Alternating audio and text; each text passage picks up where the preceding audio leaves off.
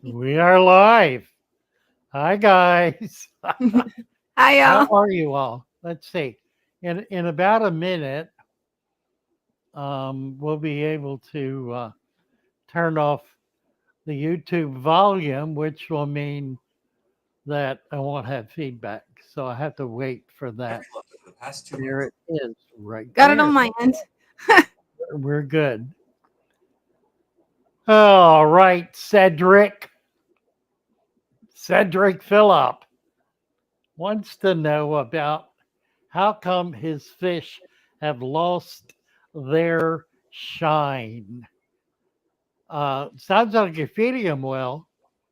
There are several possibilities. One is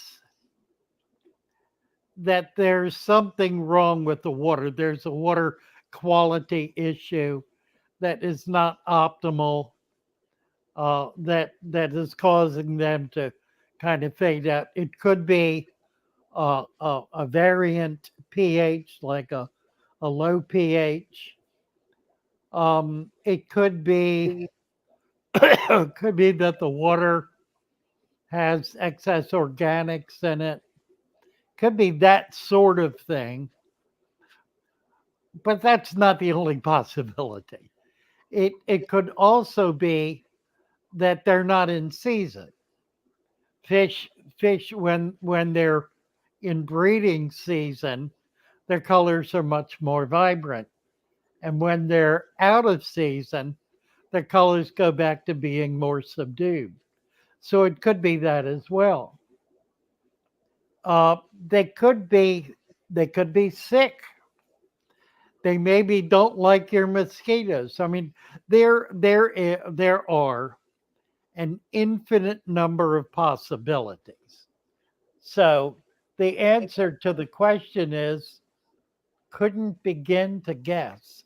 Well, I guess I can because that's what I've been doing. I've been guessing. And I'm giving you the benefit of my guesses for what that's worth. Try to get a picture of a fish tank in here. Oh, look behind Dana. Oh my. You're going to have to show this off. Finally got it. Wow, look at that. I just have to add the fish now. Really? Oh, that's wonderful. What kind of fish you going to put in it?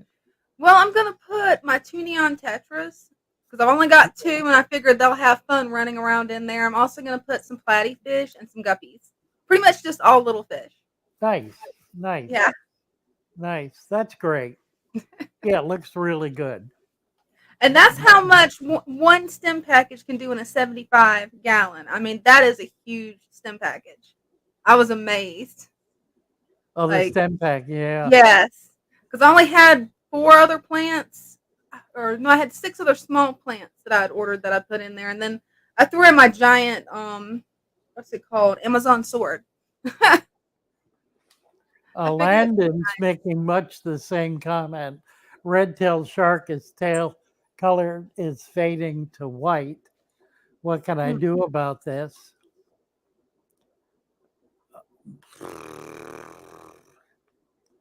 What you should do. Here's the thing: when you see a variation of this kind, you need to scope out as much as you can of what's going on in the tank.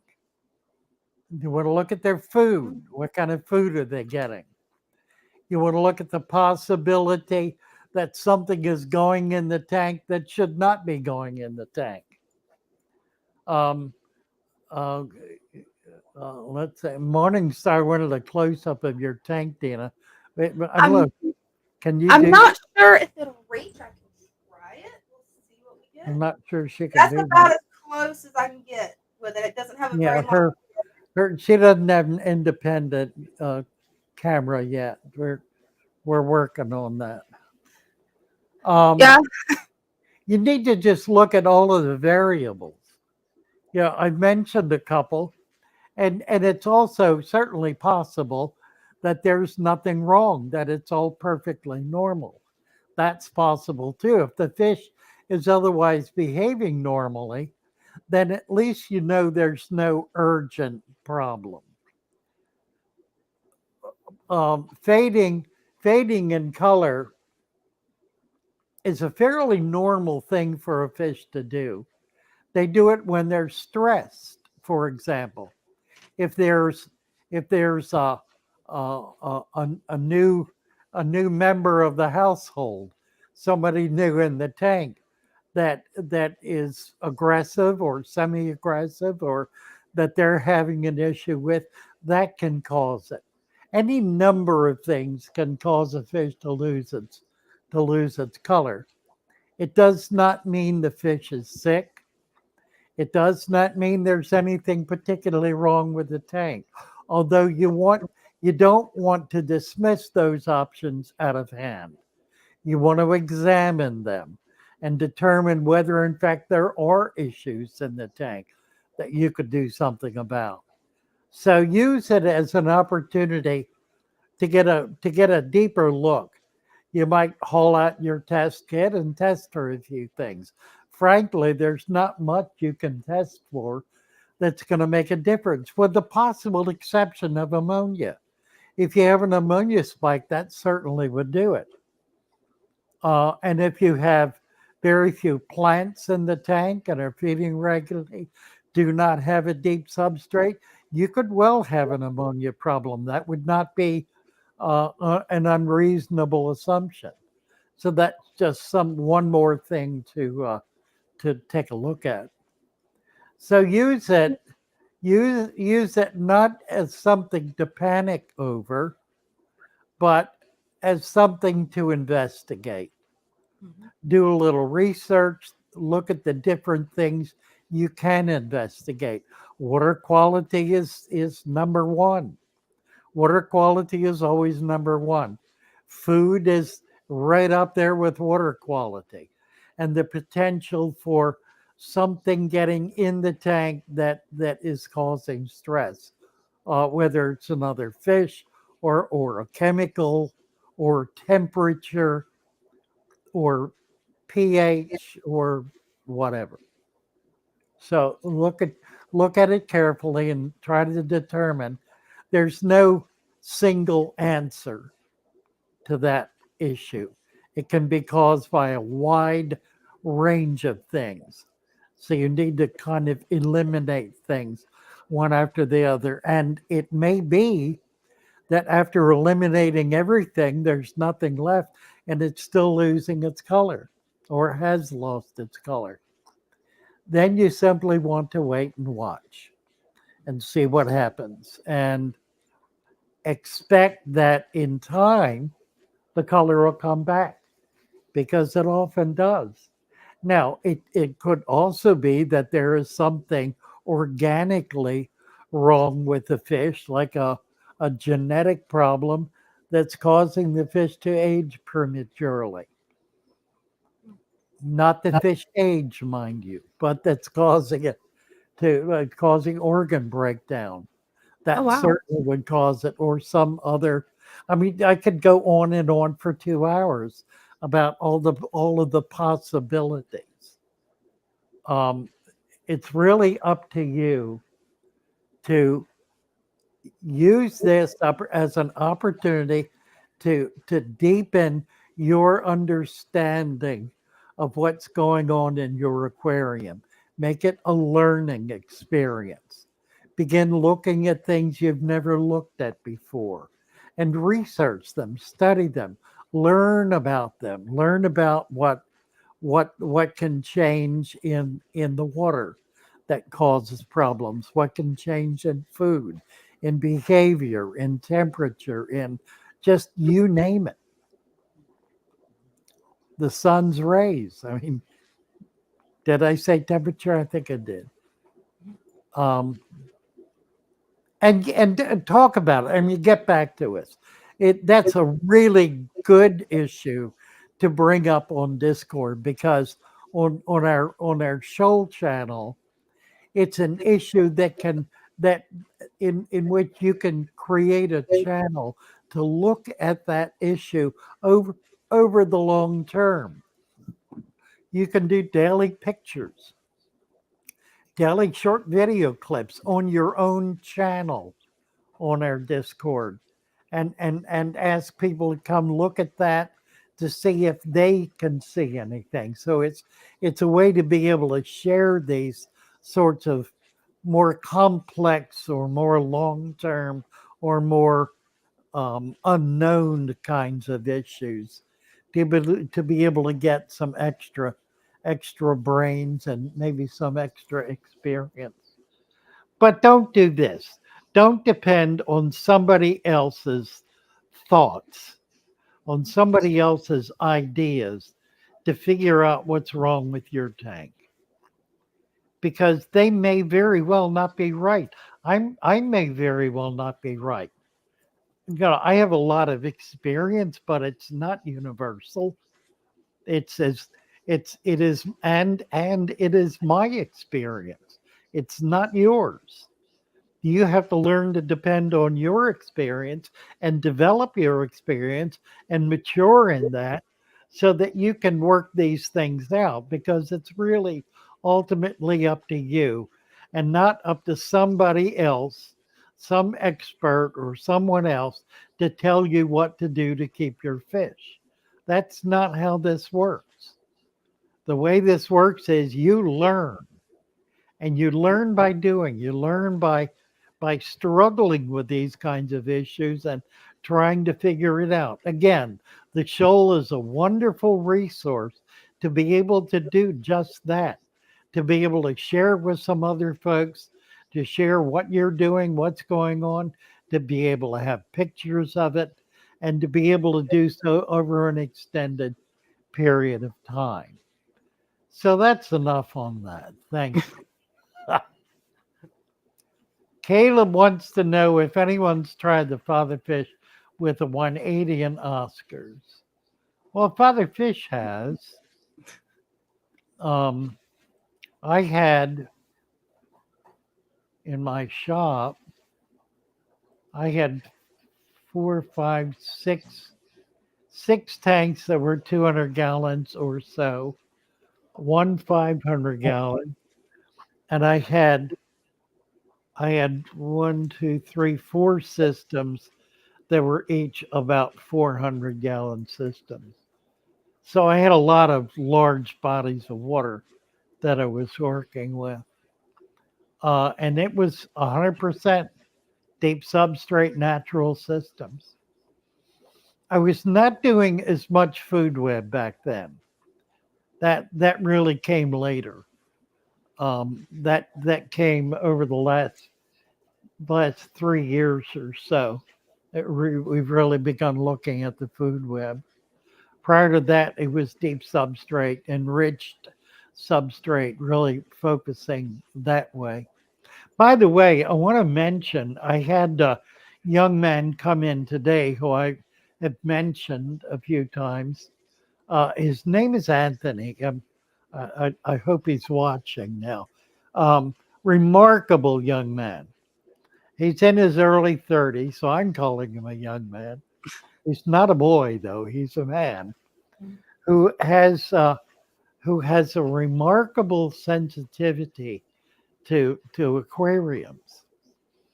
I discovered this when he had to break a tank down. He had two, and his landlord would not let him keep both, so he had to break one down, and he brought in the fish and plants from it. I've showed those.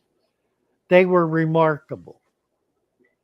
And I had heard a little about him because he's the nephew of Bobby, who works in our pack out station. So I've been hearing little stories about him. Anyway, I finally got together with him. He came over today. Um, he has a depth of knowledge of aquariums, of fish, of species, of plants, and depth of experience with aquariums that put me very much at ease with him. I was able to carry on a conversation with him that was virtually seamless, in which in which he was on board with everything I was saying, and similarly, we were able to communicate kind of in depth on a lot of issues. He's going to start working for me on the weekends, so we'll be doing special projects. And the first one, other than filling these two tanks up top here, let's see if we can show them. They're what are they? 60s, I think. There's one 60 and a 55. That one's a 55 up top, and this one is a 60, kind of a breeder, 4-foot That's breeder. beautiful. So here's what we're going to do, though. We're going to fill those, and then he kept looking at the big tank. You know what? I need to take the camera over and show you this. So you've only seen the end of it. Oh dear. So as we come through the door, that's the front door, you immediately see this. It's a 130 4-foot tank. Oh, I'm tangled up here. Hold on a minute. There. Yep. Father Fish, do you have a group called Fancy Goldfish Care? No, I don't think so. Okie dokie, just checking. Why? Somebody mentioned that? Yeah, they're saying, hey there, Father Fish and Plant Lady. Just wanted to give you a quick shout out to your Facebook group, Fancy Goldfish Care, with 35,000 people. You're Oh, doing well, an awesome job. I don't know. Really? Yeah, I had never heard of it. That's the reason I figured I would Yeah, ask. something I'm not aware of. Yeah. I'm not aware of a lot of things in this life. I feel you on that. Yeah, I really want to do some goldfish stuff. I really do. I'm getting all twisted up with myself here. Okay, I think we're back. Anyway, the reason I showed you that tank is because he said, boy, I would really like to do that as a reef tank. And I Wow. had not considered the possibility. That would be amazing. But he said something more. He said, we need to do it as a father fish reef tank. And that I have planned to do a saltwater tank and to do it as a native saltwater tank. Now, that doesn't mean everything in it is going to be native, but it does mean it'll be set up with native material. It'll be native substrate, native water, and to the extent possible, native um, macroalgae and other rubble or hardscape. We can certainly do oysters in it. We got oysters Oh, and that would be cool. oysters and clams. We have clams here as well, so we can do that. But to do that, we would also need to do a pretty vigorous food web, and that'll be doable as well. It's probably going to be slightly on the brackish side. Not that I'm not close to the ocean, because I am. I'm within half an hour's drive of Assateague, which is a federal park. It's a barrier island right on the Atlantic Ocean, just between Maryland and Virginia on the eastern shore. So I have access to that, which means I have access to native water, to native culture, and so forth. So we'll do that. We'll set it up with all that material. I've got a couple of canister filters that I probably will hook up to it in order to get good flow, because in a reef tank, flow is critical. Excuse me. In a reef tank, flow is critical, and it's important to keep it moving. And then there are a lot of local fish that we can collect. And I'm hoping to get my boat in the water this coming week and begin to get out and do some collecting. There are a lot of really very interesting animals. He prefers smaller fish like gobies and so forth. And I think that makes really good sense because you can do a lot more of them, and you can create environments that are really effective homes for these smaller kinds of animals. So I guess that's what we're going to do with that tank. It's going to be a saltwater tank. We will also get some coral growing in it. It's not going to be a biome. It's not going to be a Chesapeake Bay biome. It will be a generic saltwater tank with animals from all over the world. But again, we're going to try to focus on small things rather than try to get some big fish in there. That That's should gonna be, be that's gonna be amazing tank. yeah, it will. It's going to be remarkable. Um, the thing that's interesting is that the deep substrate is not unknown at all in the reef hobby. It's fairly common. It's common in the reef hobby to have balanced aquariums that do not require routine water changes. That's been actually there's more of a tradition of that in saltwater than there is in fresh. It's been difficult breaking through in freshwater and saltwater. There have been natural aquariums since, well, you can go all the way back to the Victorian period, but in the modern age, since the late 60s, when Merle Cohen first brought that concept to the U.S. We have a package of supplements. Now, if you don't know what supplements are, and I know many of you do, supplements are those trace elements and other minerals and organic compounds that get used up very quickly in in an aquarium and even in a deep substrate. They are very much the issue in the Wallstead system, which has prevented the Wallstead system from being able to be maintained for more than about a year because the soil becomes depleted. There is not a long enough period of time elapsed for everything to be cycling. That takes much more than a year for that to fully develop. So we use supplements. We mix them in with the soil. It's about a dozen different ingredients.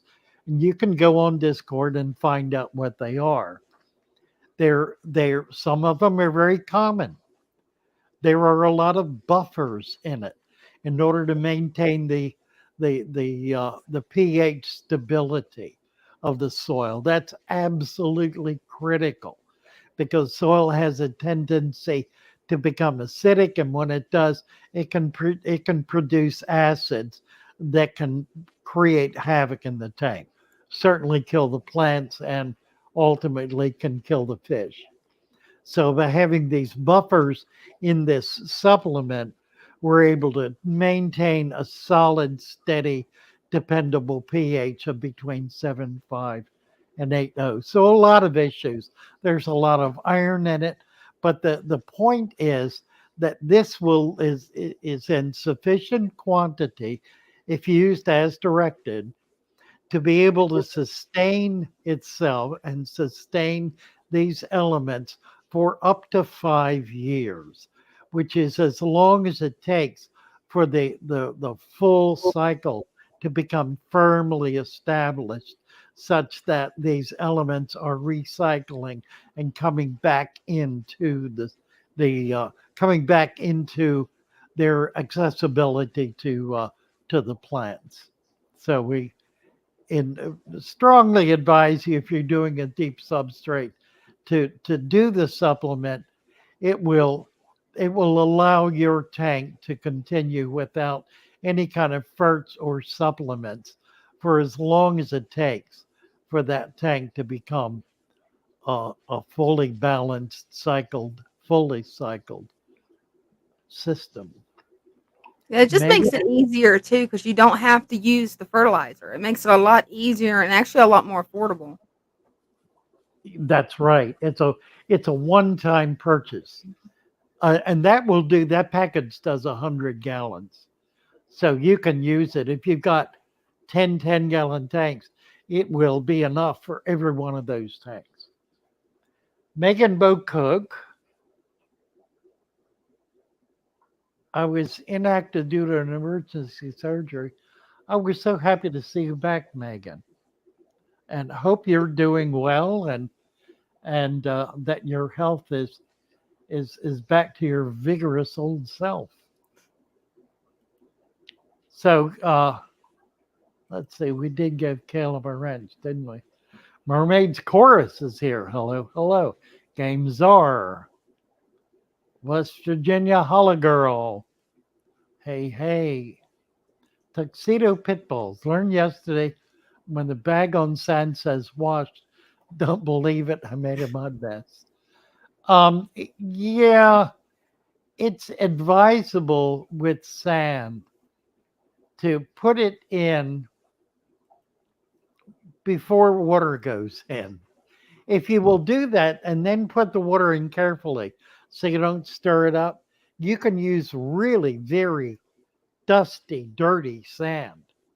You can use sand with clay in it. And it frankly will be it'll give you a better quality because it will be bringing minerals into the system that are very beneficial. The issue is you can't pour it through the water. Not if it's not if it's very fine or if it has clay in it, because it'll create a dust that will never settle out. Clay and water does not settle out. It's essentially the same density as water, and so it just stays there until you filter it out. You can filter it out. A good sponge filter or two will take it out in a matter of days. The thing to be concerned about is if it is very dense, if that water is like if it looks like milk from the sedimentation from the dust, then you need to get the fish out of it instantly because it will clog up their gills and they will suffocate. It's critical to do that. If your water if you do that, the first thing you want to do is get your big net and zip everything out of there and put it in clean water right away before you do anything to try to fix it. Get the fish out. They could be dead in a matter of minutes. So you don't want to take that risk. And then you can either filter it down, just put sponge filters, or hang on the top, or a canister, whatever you've got to get those particulate out of the water. You can do water changes, whatever it takes. But do get the fish out. Now, I wanted to mention, I said something about net and big net. I do want to mention this. Um, if your net if you have a tank that's 10 gallons or bigger, and your net is 4 inches or smaller, you need to get a bigger net. Mhm. And the net you need to get needs to be, if it's a 10-gallon tank, no smaller than 9 inches. You need a 9 inch net. A 10-inch net will do. That tank's 12 inches wide. You can do it sideways and be able to get everything out. Here's the reason. One of the most difficult problems that people have, and that fish have for that matter, is being chased by a net. A little tiny net coming up behind a fish will frighten it, it'll dart away. It will try its best to get away from that net, and you will be tearing the tank up trying to catch that fish with that little net. You not only will tear the tank up, you will stress the fish to the point where it could very well die. Fish die from stress. They have heart attacks or they have strokes. The same as people do. You get very stressed out, you're going to have a stroke. The fish can too, for much the same reason. A large net is not something you chase the fish with, it's something you trap the fish with. You move it very slowly. I usually put it down in the back of the tank, try to get the fish, or wait until it comes to the center, pull the net forward, trapping it between the glass and the net, and then tap a little bit on the glass so it darts to the back and quickly lift it straight up, and you will have the fish. No stress, no fuss. It doesn't tear a single plant up out of the soil. You can do it with the tiniest of fish or the largest of fish, but you need a big net. Not because you have big fish, but because you have fish you don't want to stress out and you don't want to tear your tank up trying to catch them. I was talking with someone the other day who had a fish in their tank. Can't remember, it was a wrasse. Wasn't a wrasse, it was a go. It was a goby. One of these fish that darts around and it's hard to catch. A loach, that's what it was. It was a loach. And they had a little tiny net, little 3-inch net, trying to catch this thing, and it was making them crazy. Well, they could spend the next year trying to catch it with that net and not be successful. Don't put yourself through the stress. It's just as stressful for you to try to do that as it is for the fish. Don't do that. Get a big net. A big net. Not a 5-inch net. Not a 6-inch net. A minimum 9-inch net. Nothing smaller than 9 inches. You will be amazed how simple catching fish is when you can do that. It just, and you got them. Yeah, No, it makes a big difference. it makes a world of It difference. does. It's simple and Mhm. stress free. It protects your tank. You're not tearing up plants. You're not darting all over. You're not scaring the fish to death. You're just removing them very gently and very easily. Try it. You'll love it. I promise you.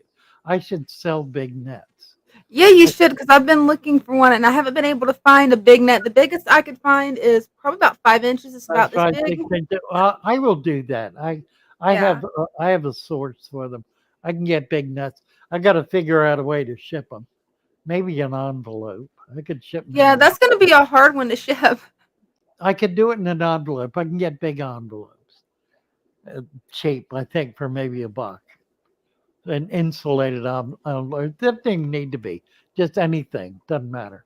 They're long though. They're like 16, 18 inches long. So they have a Wow. longer handle. So it's going to take a little effort to find the right size container. But I will do that. That's a really good idea. Chair is in the way. I know. Absolutely. Oops. What Uh did I, We can still hear you. That's the good thing. I pulled the plug out of my camera. Oh, it happens. I mean, It happens. let's see. If I plug it back in, it's not going to come back on. And Oh. now Mm. I know I have to go. I have to go out and come back. Okie dokie. I'll hold down the fort for you. Bed. How do I do this? I got to get out of here. Oh mercy. Yeah, I'm not sure how to get out. All I do is hit the X. That's how I do it. Uh, let's see. I think there's an exit button. Edit. That'll probably do it. Might. I'm not used to running it on the moderator's end, so I don't really know how to work the moderation part. It's not edit. Where is it?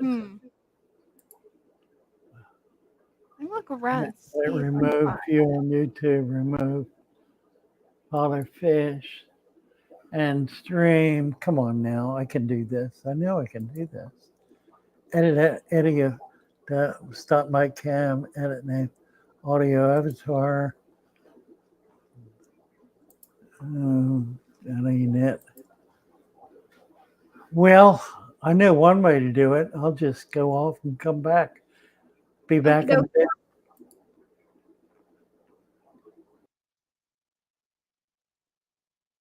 Let's see if I can catch up on some of the comments. Thank you, straight out of Cornwall. Yeah, I've still got a lot of work to do on this room. I want to try to get things set up where you can kind of see the tank more. I'm not exactly sure how I'm going to do that. Maybe move the computer desk down a little bit. I don't know. And thank you, Dean Stevenson. Yeah, I'm feeling a lot better. I bounced back from my blood sugar dropping too low perfectly, so I am thankful for that. And thank you, ZX9R. Thank you. Yeah, I've still got a lot of work to do on my fish/plant room. Got a whole lot of stuff to do in here, but it's finally coming together.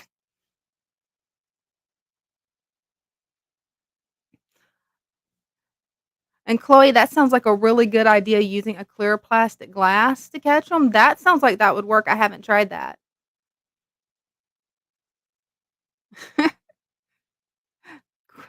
Cornwall, you always get me tickled, man.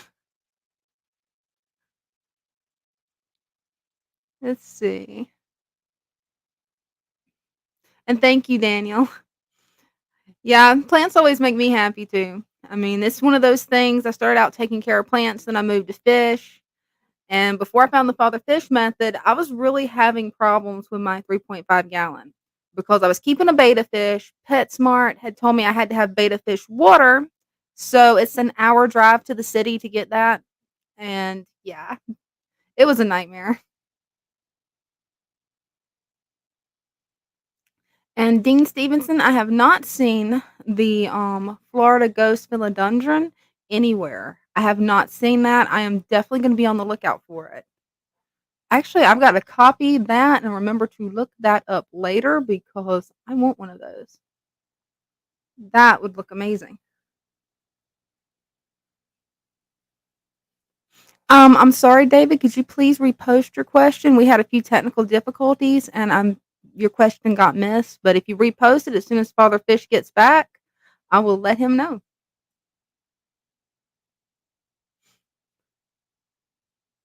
And yes, Cornwall, it does start with plants and then fish. Now, I don't know about the last part there, though. I think you watched a little too much Breaking Bad, just a touch.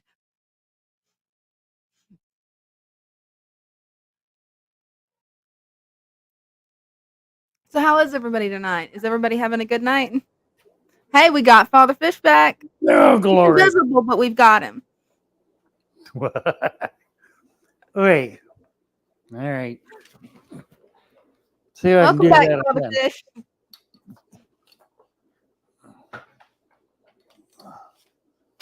Mercy.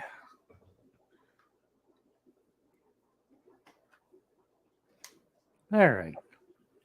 Where are we? I totally lost track here. Now I need to. Yeah, go ahead. Father Fish, Darbwire has a question for you. Sure. Would a power head attached to a power head be sufficient for a 90-gallon, trying to avoid the noise of an air pump? A power head attached to a power head. I don't understand. Yeah, I don't either. A power head is a water pump. Mhm. Yeah. You would not attach a water pump to a water pump. So I don't think a power head attached. It's at timestamp 628 by Yeah, I Darbwire. see it, darn wire. We need a little clarification. You're attaching the power head to a fixture, I assume. And the question is, would be sufficient for a 90? Um, yeah, it depends on the power. I mean, there are all kinds of power heads. You don't need in a freshwater system. You don't need a lot of flow. A power head's okay, but it's going to provide. You need a small one, not a big one. You need very slow flow, not fast flow, depending, of course, on the fish. I mean, for example, if you have umbunas, Malawi cichlids, a faster flow is going to be beneficial because it'll bring the water to the surface more quickly for CO2 O2 exchange, which is the primary reason to have flow is to get the CO2 down and the O2 up. So the more flow you have, the quicker that can happen. It's a matter of moving the water from where it is to the surface, because only at the surface can that exchange occur. So the water that's containing CO2 that's deep in the tank, that water literally needs to come up to the surface of the tank in order to release its CO2 and absorb oxygen.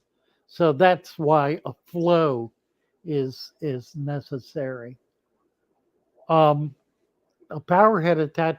I think your question doesn't make sense in terms of attaching a power head to a power head. I don't know what that means. I Yeah. mean, you can't do it, Yeah. and why would you even want to? Because it would simply make the the first power head of no value. The second one would only have the amount of water that the first one is putting out, and it would not be more. If you had two separate ones, that might make sense. In a saltwater tank, you absolutely want two separate power heads or two separate flows of water, typically at opposite ends of the tank, in order to be able to create the kind of turbidity that does not create No. currents. What you Um, don't want is a current because that creates dead spots. Yeah, Dina. Fatherfish, Darbour said he meant to write a power head on a sponge filter. Okay, that's what I thought. He was hooking it up to something. Um, yeah, the only issue with that is that you're going to need to clean that sponge filter very routinely. You'll be amazed how quickly it will clog up. And when it does, because you're pulling water through it, it'll shrink. It'll actually shrivel up because the pump will be pulling against it with harder and harder to pull water through it as the filter itself becomes uh, filled caked with uh, uh, with uh, uh, with waste. It's not a good thing to do in a deep substrate because it removes more of the humus and more of the detritus than you really want to remove.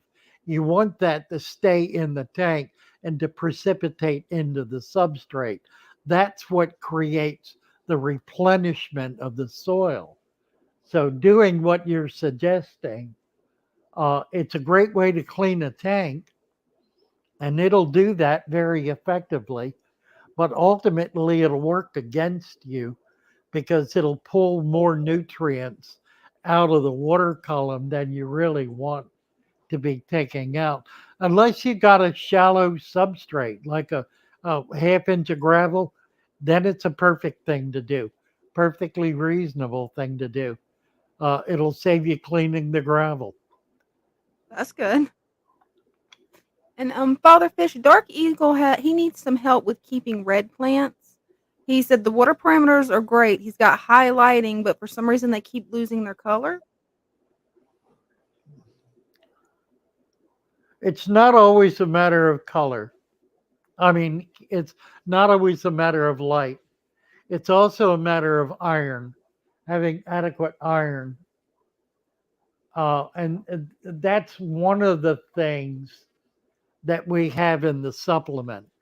The supplement has iron in three different forms. we have it in iron oxide, we have it in blood meal, and we have it in, I believe, in magnesium. Can't remember what the third one is. It's not magnesium. I don't remember. Anyway, we've got iron in three different forms in there because it's such a vital component, such a vital mineral for plant growth, and is responsible for the red color in plants. Not in every type, but certainly in the majority. DCHVAC, buck 99. Thank you so much. Let's get you posted. Very nice. Thank you, DC. Show and tell is Wednesday. Yes. Show and tell is Wednesday. And everyone is welcome. Yeah, I'd love to see you guys on your tanks. That'd be awesome. Yeah. We will have a link posted in the chat. You just click on the link and it'll bring you right in. We use StreamYard because it's easy to be able to bring lots of people in. We can have a dozen people in at once. If we ever do big chats, we'll do that. I used to do that a little bit. That was That's fun. cool. Yeah. Cornwall saying Megan Bocook, really? Wow. What's that all about? Let's see. I think it's Megan about platies and swords being able to breeding crossbreed. breeding swords. Yeah. Swords are interesting. Swords are a real toughie to breed. Um, Mainly, I think because they require a lot of space. They're a darting fish. They're a fish that moves very quickly. And so you've got to have a large container. Vats work very well for swords. Um, and you need to be able to pull the females and get them in breeder boxes because they love to eat their babies. So you need to get the babies separated from the adults right away. Best snail to put in a fatherfish cell 2-gallon betta. I would say ram's horn or apple. Nerites are great. I love nerites. They're smaller. They're a little bigger than a ram's horn, a little smaller than an apple. I mean, I don't mean apple. Did I say apple? Mystery. A mystery snail. Not apple. No apple. No apple snails. Apple snails eat plants. Those and Mhm. spixies. Spixie snails are another one. They will eat plants down to the root and then eat the root. You will have no plant left Yeah, with they can be a nightmare. with apples or spixie, and that can be hard to get rid of because they breed. An apple snail will have a new baby every day, one Wow. new baby every day. And if you're in a big tank with a lot of cover, good luck keeping up with that. It'll take forever to get them all out of there. Father Uh, Fish, yeah. um, David Anati, he has a question. I purchased a male beta. I feed him tiny moths that I find laying around my house. Sometimes he gets 3 to 4 a day. Is this too much since you suggest feeding 2 to 3 times a week? Moths, Mhm. moths. That's interesting. Tiny moths. Oh, I know what you're talking about. Yeah, they're meal moths or cotton moths, whatever. If he's eating them, then go for it. You know, it's the thing about feeding like twice a week, and I've recommended this many times. That is a minimum food supply, minimum to be able to maintain the health and the vigor of the fish. There are many fish in many environments around the world that only eat that much. They'll only eat once every 2 or 3 days because there's not a lot of food supply. But if they have that level of food supply so that they can get a meal every couple of days, they will be able to sustain themselves indefinitely. They will probably not egg up. They will probably, if it's a male, not produce sperm because that takes excess energy and excess calories to be able to do that. So breeding happens among fish when the food population explodes and they're able to gorge on food. And in gorging, they become more fertile. They produce eggs, they produce sperm, their color is enhanced, they become more vibrant, and that's when they spawn. Has everything to do with food supply. A fish with inadequate food supply or minimal food supply. Now the live bears will breed, but it'll take longer for the babies to mature, and it may take months longer. It may take 3 4 months. The primary reason I have recommended that level of feeding is not because it's optimal, but because it's safe. It prevents the possibility of excess feeding. And excess feeding is the number one cause of fish death in aquariums. There's nothing else that comes close to killing as many fish as overfeeding does. It is the scourge of the hobby.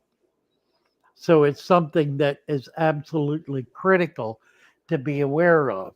But those of you who are now becoming advanced fish keepers know that I feed my fish pretty much every day, once a day. I don't feed them twice a day unless I have a very good reason to do so and am feeding them live food because live food is a trigger. It's a trigger mechanism for breeding.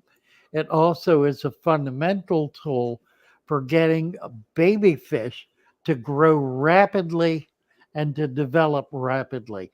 And it's really important for a baby fish to do that. If you starve a baby fish, some of them even an hour, they will die. Now, that's not a live bearer, for example. It's not a cichlid baby necessarily, but a lot of the saltwater fish, they're born, and let's see, others are tetras. A lot of the tetras, rainbows, danios, when they hatch, their egg sac is completely used up, and they have to feed immediately, or they die within an hour. So you've got to, if you're hatching baby fish, you need to have them in an infusoria solution, a food web that's adequate to be able to meet their immediate needs. That means they need microscopic food, which is why we feed microworms. That's precisely what the microworm is. It's an extremely tiny food that the tiniest baby fish can eat. It's on a level with paramecium. It's bigger than paramecium. Paramecium are better for tiny fish like baby goldfish. Baby goldfish are extremely tiny. They absolutely require live food. Uh, they will eat algae, green water, but more commonly, they're fed like in a farm environment. They're fed paramecium, very rich paramecium cultures are developed for these baby fish. And then they go from there on to microworm, from there on to brine shrimp, and from there into some kind of a dry food, a prepared food that's able to get these hundreds of thousands of fish sustained and growing. So kind of a long tale about this food thing, but I thought it was time to get that out and to Definitely. make it clear. Now that this kind of brings up another matter that's really important. If you are new to father fish, there are more than 1,700 videos in our library going back 5 years or so. The early ones, some of the early ones have been are outdated. We have better information today. What I recommend if you're just getting into father fish is watch the newer videos. Watch the most popular ones. There are three or four that are on the home page, and keep up with the new ones, and then work your way backwards. But don't go all the way back and come forward unless you just want the history lesson. And also, unless you want to see some absolute silliness, because there was a point early on where I was doing 2 hour live streams 7 days a week. I did it for a year, a little better than a year, and wound up with thousands of hours of video. I mean, I don't know. I probably have four to 5,000, no, not that much, 2 to 3,000, 2,500 or so hours of video. So anyone who tells me I've watched all your videos, I know they haven't, because at 40 hours a day, it would take more than a year every day, full time, to be uh, to be able to watch all of that. And I wouldn't do it. I don't do it. I rarely go back. I mean, I have some friends who do, because they're they're they're digging through the digging through, trying to find gems, trying to find things that we can use for videos or shorts or whatever, and they do find remarkable stuff. It's kind of amazing. But to follow Father Fish, go from now and work your way back. That's going to keep you out of trouble, particularly for things like the food web, because what we're saying now about the food web is much more advanced and much more useful than what we said even 2 3 years ago. So try to stay current. You can go back, but you'll be doing so with the knowledge of where we are, and you'll be able to see perhaps how we got where we are. So it's a rich library, but Yeah, there's a lot of information. one to be used carefully. What do we have here? We have the soil substrate for a 55 gallon. There are those souls who don't want to mess with the dirt. And they have been bugging me for years to put out the dirt, to sell the dirt. And so I finally broke down. I said, okay, I'm going to make up a bag of soil. It'll be enough for a 25 gallon tank. I did that. Sold out instantly. So I did a 55. Sold out instantly. So now I do it for three sizes: 10 gallon, 20, which is 25 or 29 gallon, 55, which is a 40 gallon breeder, 55 gallon, upwards of a 75 gallon. Although I found that the 75 really does take a 55 and a 25. You probably do a 55 and a 10 and have enough. it may not look like there's enough soil in there. There are 20 cups in the 20-gallon, in the 29 gallon, the mid-sized bag, which is easily enough to do a 29-gallon tank. It will not do a 40 breeder. A 40 breeder has more. Am I gonna? A 40 breeder has more surface space than a 55-gallon. Keep that in mind. So a 40 breeder takes more soil than a 55-gallon tank if it's a 4 foot breeder.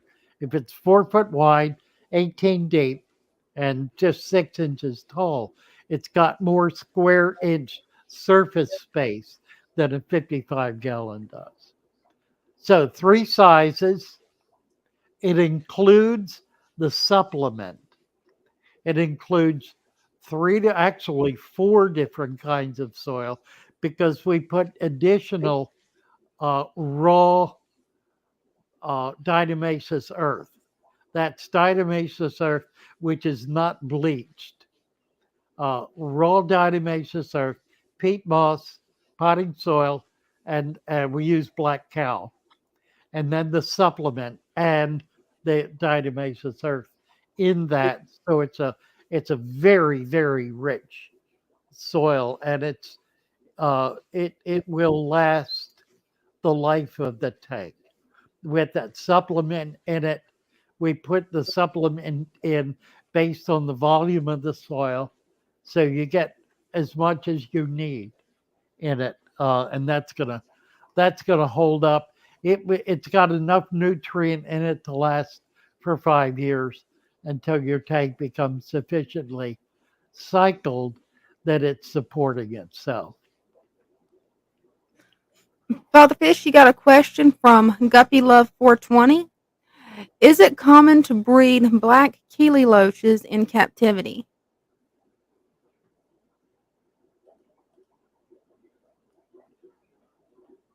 Black coolie loaches, as well as the marbled coolie loach. It's not only common, it's really very easy to do. All that's required is to feed them adequately there, and they really want live food. They're down in that they are a perfect food web animal because they're down in there all the time looking for microscopic food. They are a perfect animal for a food web. But what you need to do is build a small rock pile, small rocks in a small pile.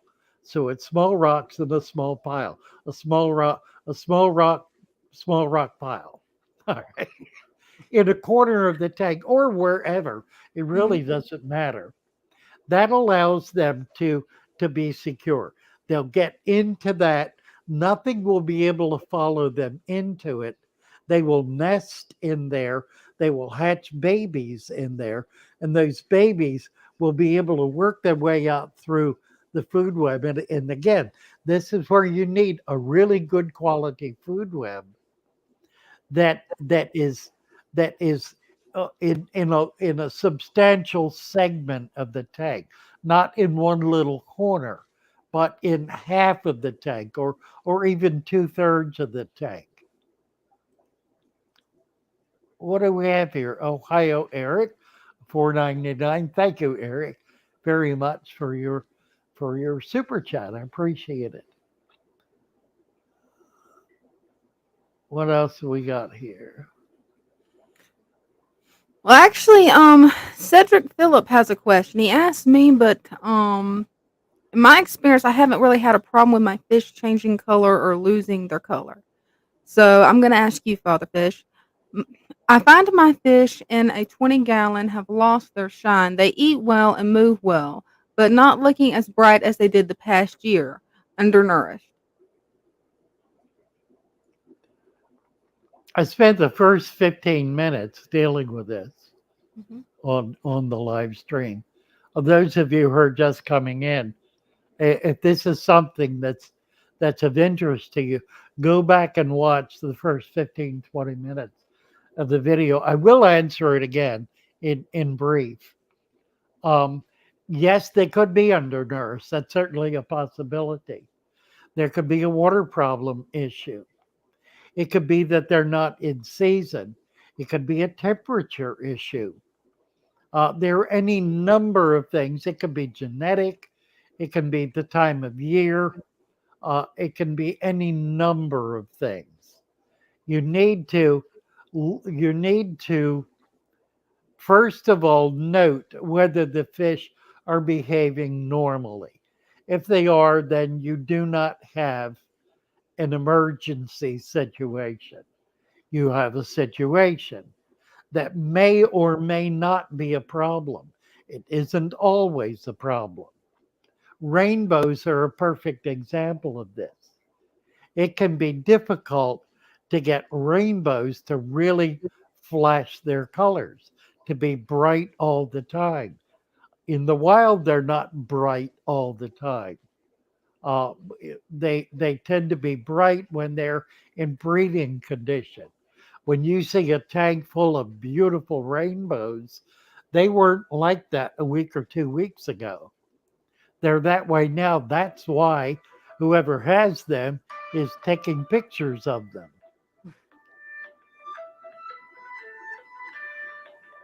That's interesting. I need to call that person back later.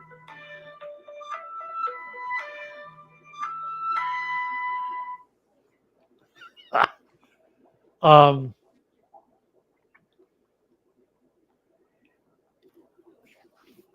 Study what's going on.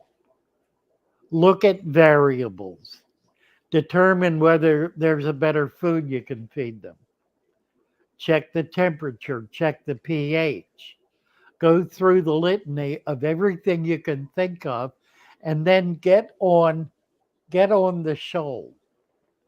Join the Discord where you can have your own channel and be posting pictures of those fish on a regular routine basis, and have people invite people in to look at it, people who have got some expertise in the field to look at it and get some feedback. That's what the Discord is most effective with, is long term studies of situations like that. So there's no simple answer to the question. It's never one thing.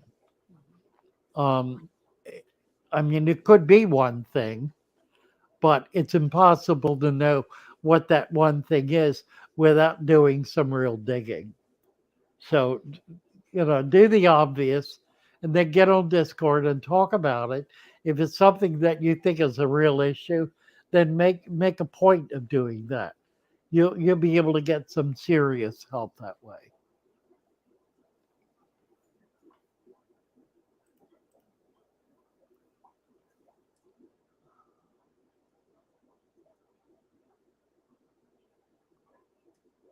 Silent strategist. Uh, well, I tell you what, 658 solid strategist. Some people have made very rude mocking pages on Instagram about Father Fish. Um, Only because I'm so enormously effective. Hmm. Uh, That's it. That's what I was thinking. Because yeah, so if I were of no significance and what I was saying was of no value, there wouldn't be anyone mocking me. It is a form of credit from people who don't know how to be nice. And who are not particularly sociable, who are just basically nasty people doing nasty things, and that's their way of showing what they appreciate, or perhaps what they cannot otherwise deal with, and that's just as often the case, I think. I'm sorry. Cornwall got me tickled.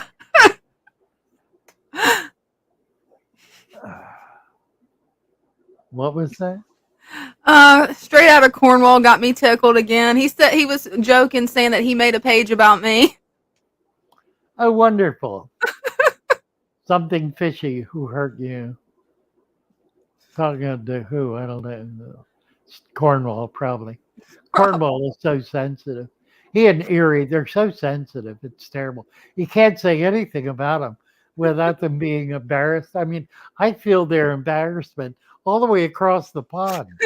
I mean, it's terrible. It comes right through the airwaves. If we all reported the pages at once, they'd be banned right away. Yeah, that's the truth. Yeah. Uh,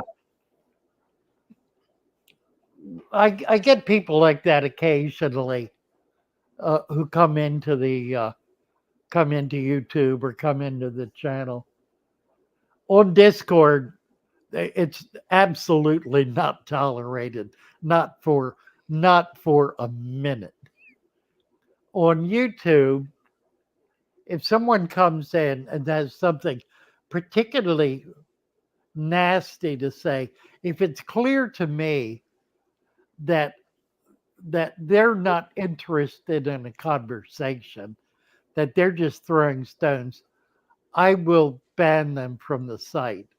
If it's utterly negative, utterly hostile, I just ban it immediately.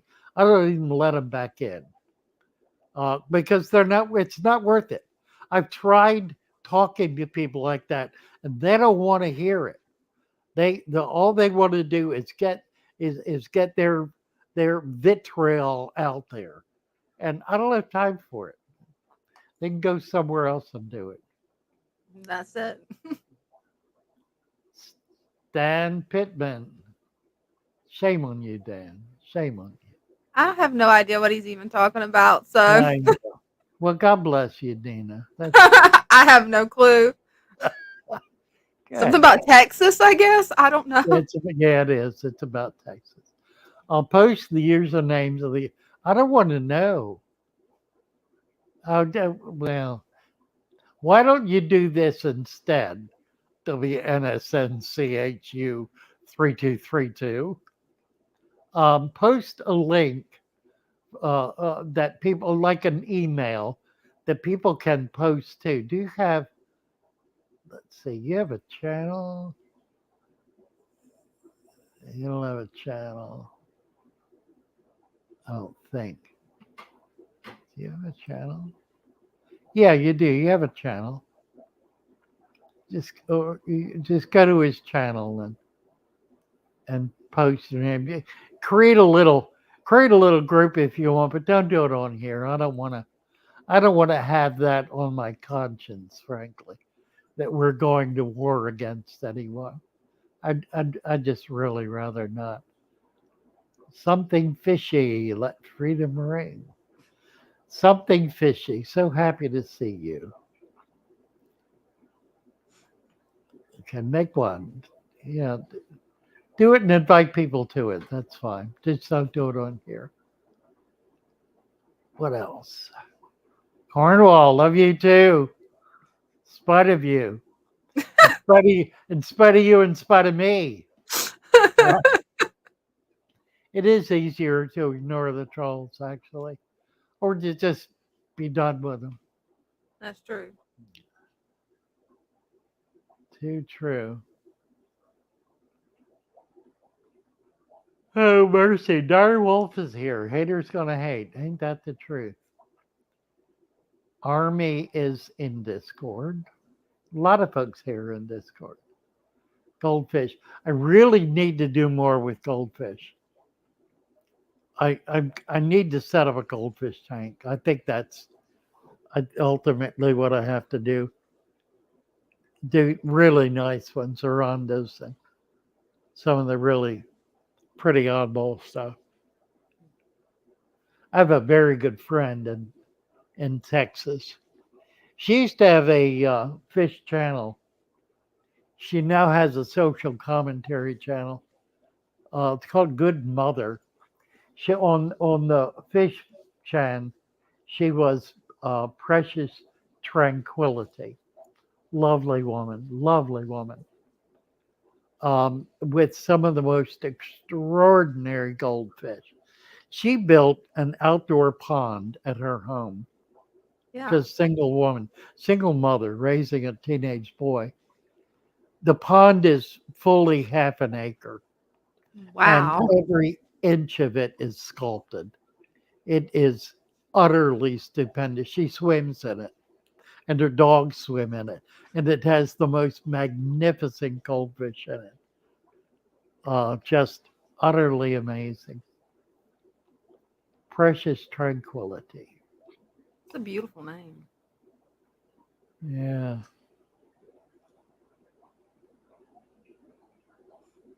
MJB says, yes, please, more goldfish content. Blessings. No, that's right. I really do need to do that. I need to do that, and I need to do the saltwater tank.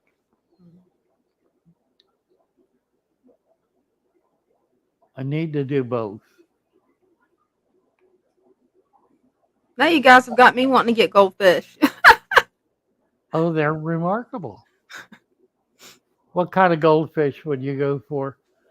I'm not sure the name. I saw them at the local pet store. They had these long fins, dual fins in the back, this long. I wouldn't want to get the huge ones. I'd want to get them small and then grow them huge. But Veil tails. Yeah, veil tails.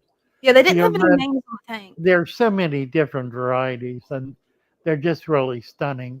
That's what I need to do. I need to get fancy. There should be a fancy goldfish group around somewhere.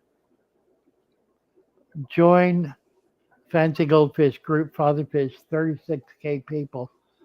Where is this? Fatherfish goldfish group, fancy goldfish group, Fatherfish. Somebody look that up for me and give me the link to the Facebook page. I will do that. I absolutely will. I was not aware that such a thing existed. See if I can find We're it. calling it fancy goldfish. Huh? Where's my? Oh, I gotta get my keyboard here. Let's see. Oh, what's this called? Fancy? Fancy Goldfish Group.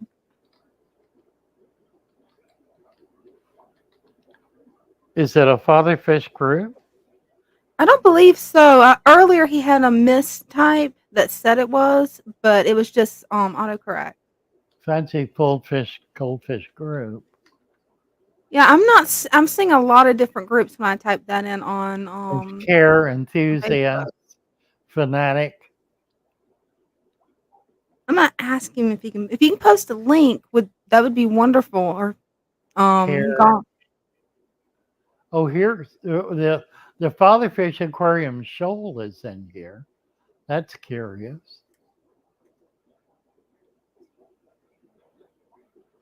Langdon Hills. That's the goldfish group. Fancy goldfish care. There are a lot of them, as might be expected. Yeah, Yeah. Ask who was it? Who was it? Who brought yeah. It that? was gone but never forgotten. I've never forgotten. Give us the link for that. Mhm. Uh, Gone but never forgotten, so we know which one to go to. Uh, Precious Tranquility was on Facebook. Yeah, that's right. There was a farm near her, a goldfish farm started by a Chinese couple that ran it for a couple of years. Wonderful fish. I did buy some from them a couple of times. They went back to China. They somehow couldn't make a go of it. And then the farm was taken over by someone else. I haven't heard more about it since then. I haven't talked to her, golly, in a couple of years, I guess. I I I I lurk on her channel once in a while, Good Mother channel, just to kind of keep up with where she's at. She is an anti-feminist. She believes that feminism is in large part what has destroyed our culture, and she's pretty tough about it. They wipe out plants. Yeah, they do like plants. You can do plants. You can do swords. You can do um, Anubias. You can do coarser plants and they won't mess with them. That's good. Terrified to put dirt in my aquarium, but I will yours, Father Fish. Go for it, psychic messenger. You will be amazed. Excuse Yeah, me. your plants and your fish will thank you. It's just so much easier to take care of the tank. There's Father Fish's bouncer who who needs a wrench. How can you be a Father Fish bouncer without a wrench? There, you now have a wrench, Father Fish's bouncer. Love that fancy, name. gold, fancy Goldfish Care Groups, he's calling it. Oh, I did see that. See, Let me get there back. it is. Is that it? Care, yeah, Fancy Goldfish Care. Uh, Alan Banu has a post. Let me click on join. I just joined too. Get started. No advertising. Do you own fancy goldfish or other type of carp? I do. Submit. And I guess I'm in or Yep, something. I'm in too. This, Oh, we gotta wait for approval. yeah, that's Fancy Goldfish Care. Visit. Group by Shannon Maslin. I'm joined. Okay, wonderful. Wonderful. Let me get back over here. Just Gravel 2 Stan. Just Gravel 3G.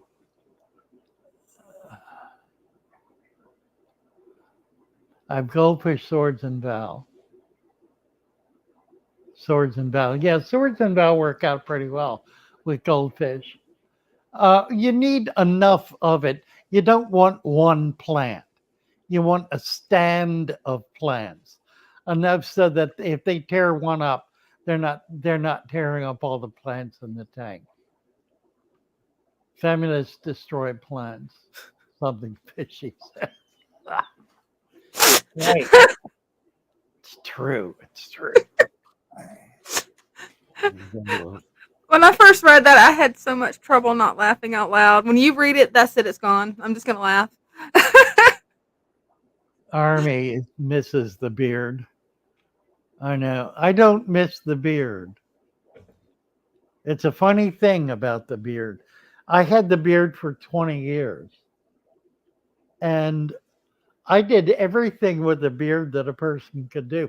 And it got a lot of really good pictures that we use in almost all of our advertising and promo and logo material.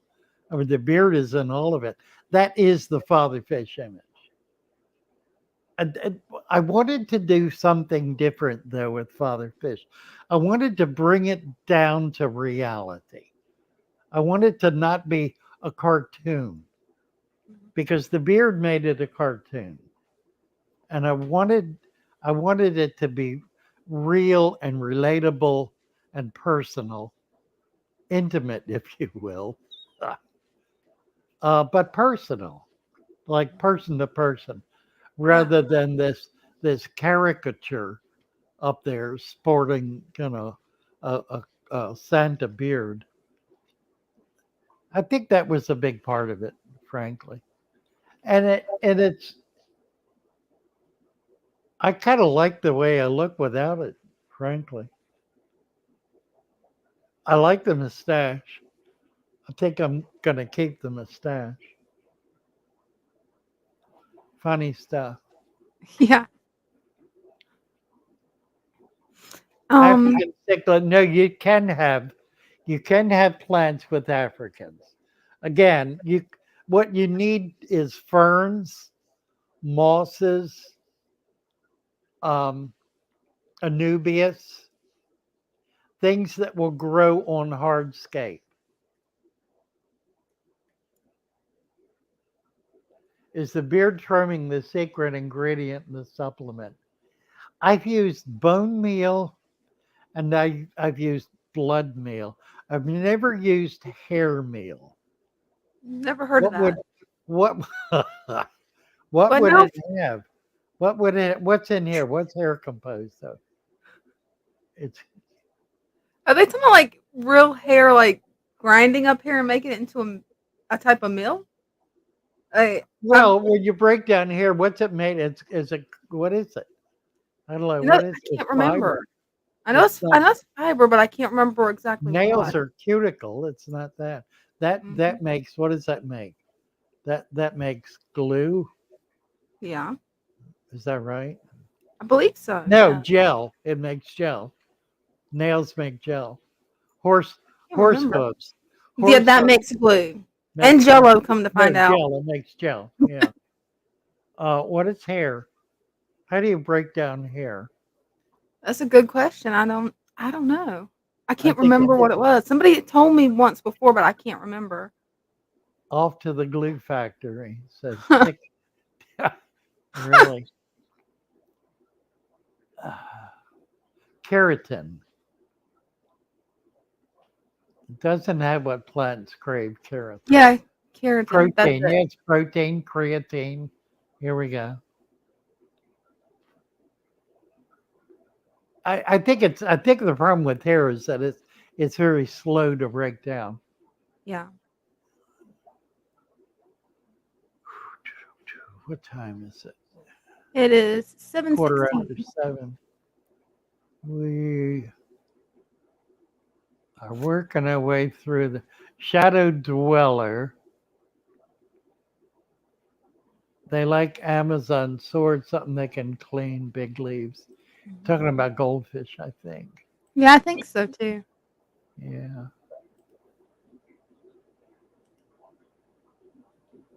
Dooby doo.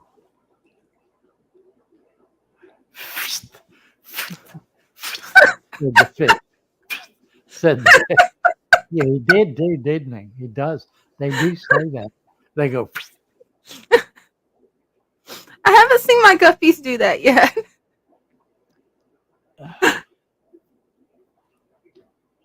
Keratin is what our fingernails are made of. Also, whales' bristles in their mouth.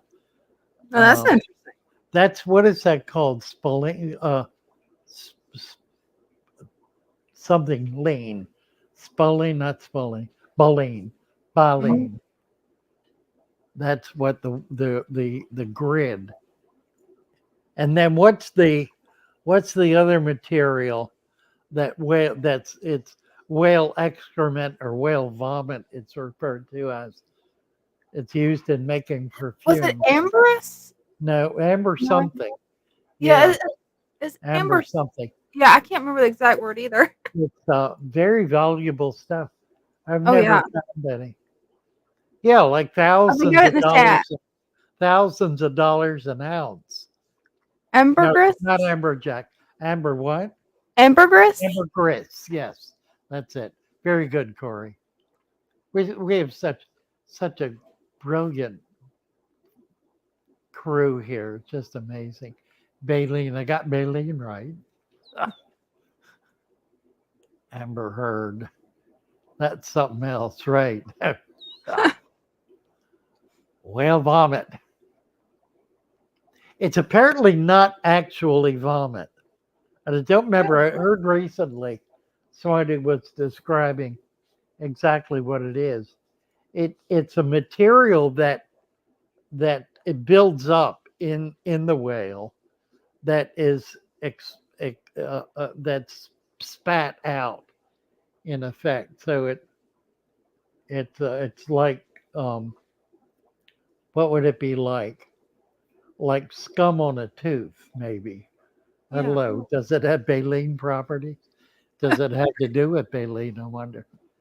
Digested squid? No idea. No idea.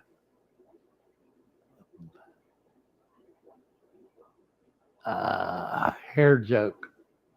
Hair joke went science, right? Very good, Fishy. Corey Acton says it smells amazing. Well, it must. It's used in making perfumes. That's what I was thinking. As it was like a perfume ingredient. Can I use pine straw in my guppy pond and fish tank for my food web? They're really, really good. You can. Um, it's best to start it in a bucket. Don't start it in your tank. And then you can transfer it when it, because it needs to be broken down. And it takes a while for that to break down.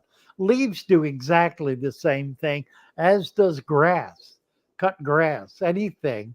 Any vegetable matter in water will break down and become a microfauna culture. Any kind of vegetable matter, doesn't matter what it is. Some are more intense than others. Some will foul the water for a time. If it does, then you just leave it alone and let it sit there, because it will, that foul is itself a reaction that will be overcome, and it'll achieve a balance then that will allow microfauna to thrive in that environment. So the same with the fish tank. If a fish tank goes foul on you, it's a good idea to get the fish and snails out of there, especially the fish, because if they're dependent upon taking oxygen out of the water, they can suffocate, because that's one of the things that foul water is simply a usually it's a bacteria growth that occurs when something substantial dies. Typically not a vegetable matter thing. Typically it's plant life, animal life like a big fish, but it can be a large wad of vegetable matter. That can do it too. That can cause the water to become foul. Foul means a substantial drop in available oxygen, causing causing it to become a CO2 environment in which everything dependent upon oxygen struggles and often dies. So that's the breakdown from a befouled container of water. If you again take the fish out of that, leave it alone. Just leave it be. If it's got plants in it, you can take them out, although they tend to do well in foul water. Plants thrive on foul water because they take in the CO2. They'd go a long way toward purifying foul water. So you want to leave the plants in there. In within 1 week, the foulest water will be crystal clear. It will be completely controlled, particularly if there are lots of plants in it and a deep substrate. Deep substrate, a lot of plants, leave it and it'll clear itself, and it will be stronger for it because it will then have a richer environment, a stronger, sturdier environment that it had. It'll be able to handle more, in other words.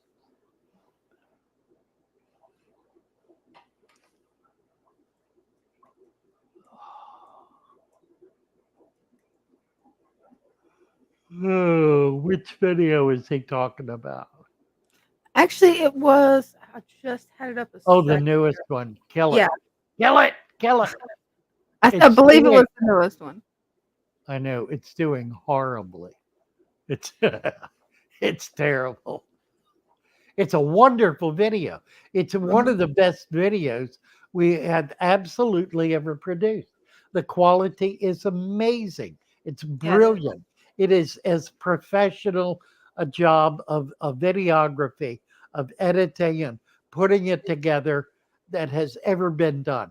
I cannot give enough kudos to Karine for doing that. It's a magnificent piece of work.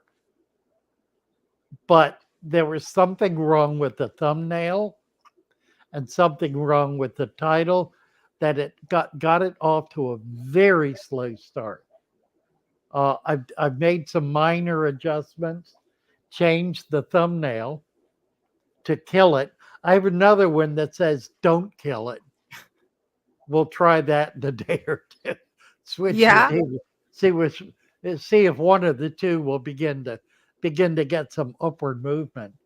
We've got basically 7 days to fine tune these things. If in 7 days you can get it moving up, then there's a chance it'll continue to go up for a while at least, for at least a month. I've had a lot of things go up straight up like that for a month and then just dead level out for no particularly good reason, just because that's the way the algorithm is put together. There's no way to understand it. It's mystical. Right? It really seems mystical at this point. It really is. It's a mystery to me. Right? Fatherfish, Megan Bocook, she wants to know if she can tag you in something on Discord because she says no one's able to figure it out. And she's wondering if Yeah, maybe. absolutely. Yeah, just DM me. Foxy is here. Have they ever ridden a dock of rice fish? I have not. And I don't even have any. In fact, I don't even think I've ever had any. I have a lot of friends who have them. A lot of the guys in the Venice Fish Club had them and did very well with them. I don't know for whatever reason. I Yeah, just that's the haven't. fish I'm trying to stalk down right now. It's the orange yellow ones. Yeah, That's I one of the saw fish I some want. recently. I think my supply. I've got a new supplier, Oh, um, awesome. a wholesaler, and I believe I saw some on there, and I checked them off. I'm going to try to order some this week. I've got to get more tanks set up though. I I uh, I still have room, and my tanks at home are kind of being depleted because I'm bringing stuff in here. I do have a colony of clown killifish. They're tiny, they're half an inch. Mhm. But I want to bring them in and try to get them going. I need some small tanks set up for some of that kind of stuff, but I do have the vats, so we'll see how it all goes.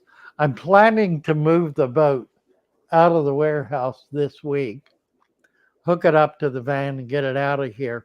And then I want to take it to a pond or a creek or something and put it in the water and see if it'll scare me silly or if I'll actually be able to use it. Yeah, Megan, I'll take a look. Sure, do that. Have you picked a name for the boat yet?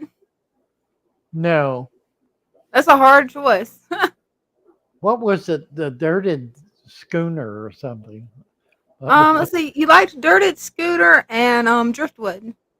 Driftwood. That was Yeah. it. Yeah, I like Driftwood. That's pretty cool. House of Pisces. R. Well, Bon, probably Kelly. You need to know that your beard is like a cross between Megan Fox and Jesus. Huh. Ah. Well, there were times when it was nice. Plenty of times when it just made me look old and scruffy, too. Ah. Mary Valiant wants to know how's your canaries doing. Well, I'm waiting for another nest. I think my hen is about to lay. So I'll probably get some more eggs. She's had three nests. I've managed to save. I've managed to raise two. She won't raise them. I have to take the babies out, but I have two pair. The other pair is an old hen that is no longer laying, but she's a great mother. She feeds, um, and I've noticed that with the young female, the male that's with her has been feeding her. She has been incubating.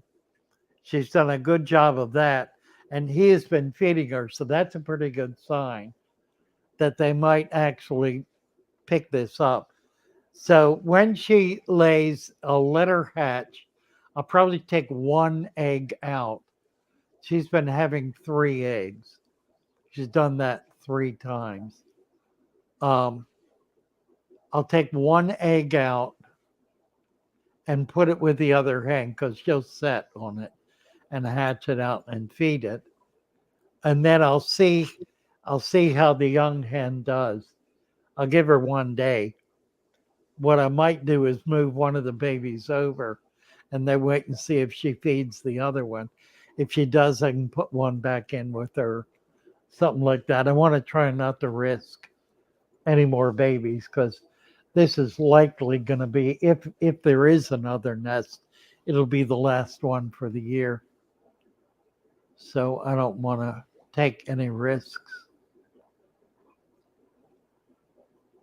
Fatherland dictator. What is that? Something fishy. No idea. Yeah, same here.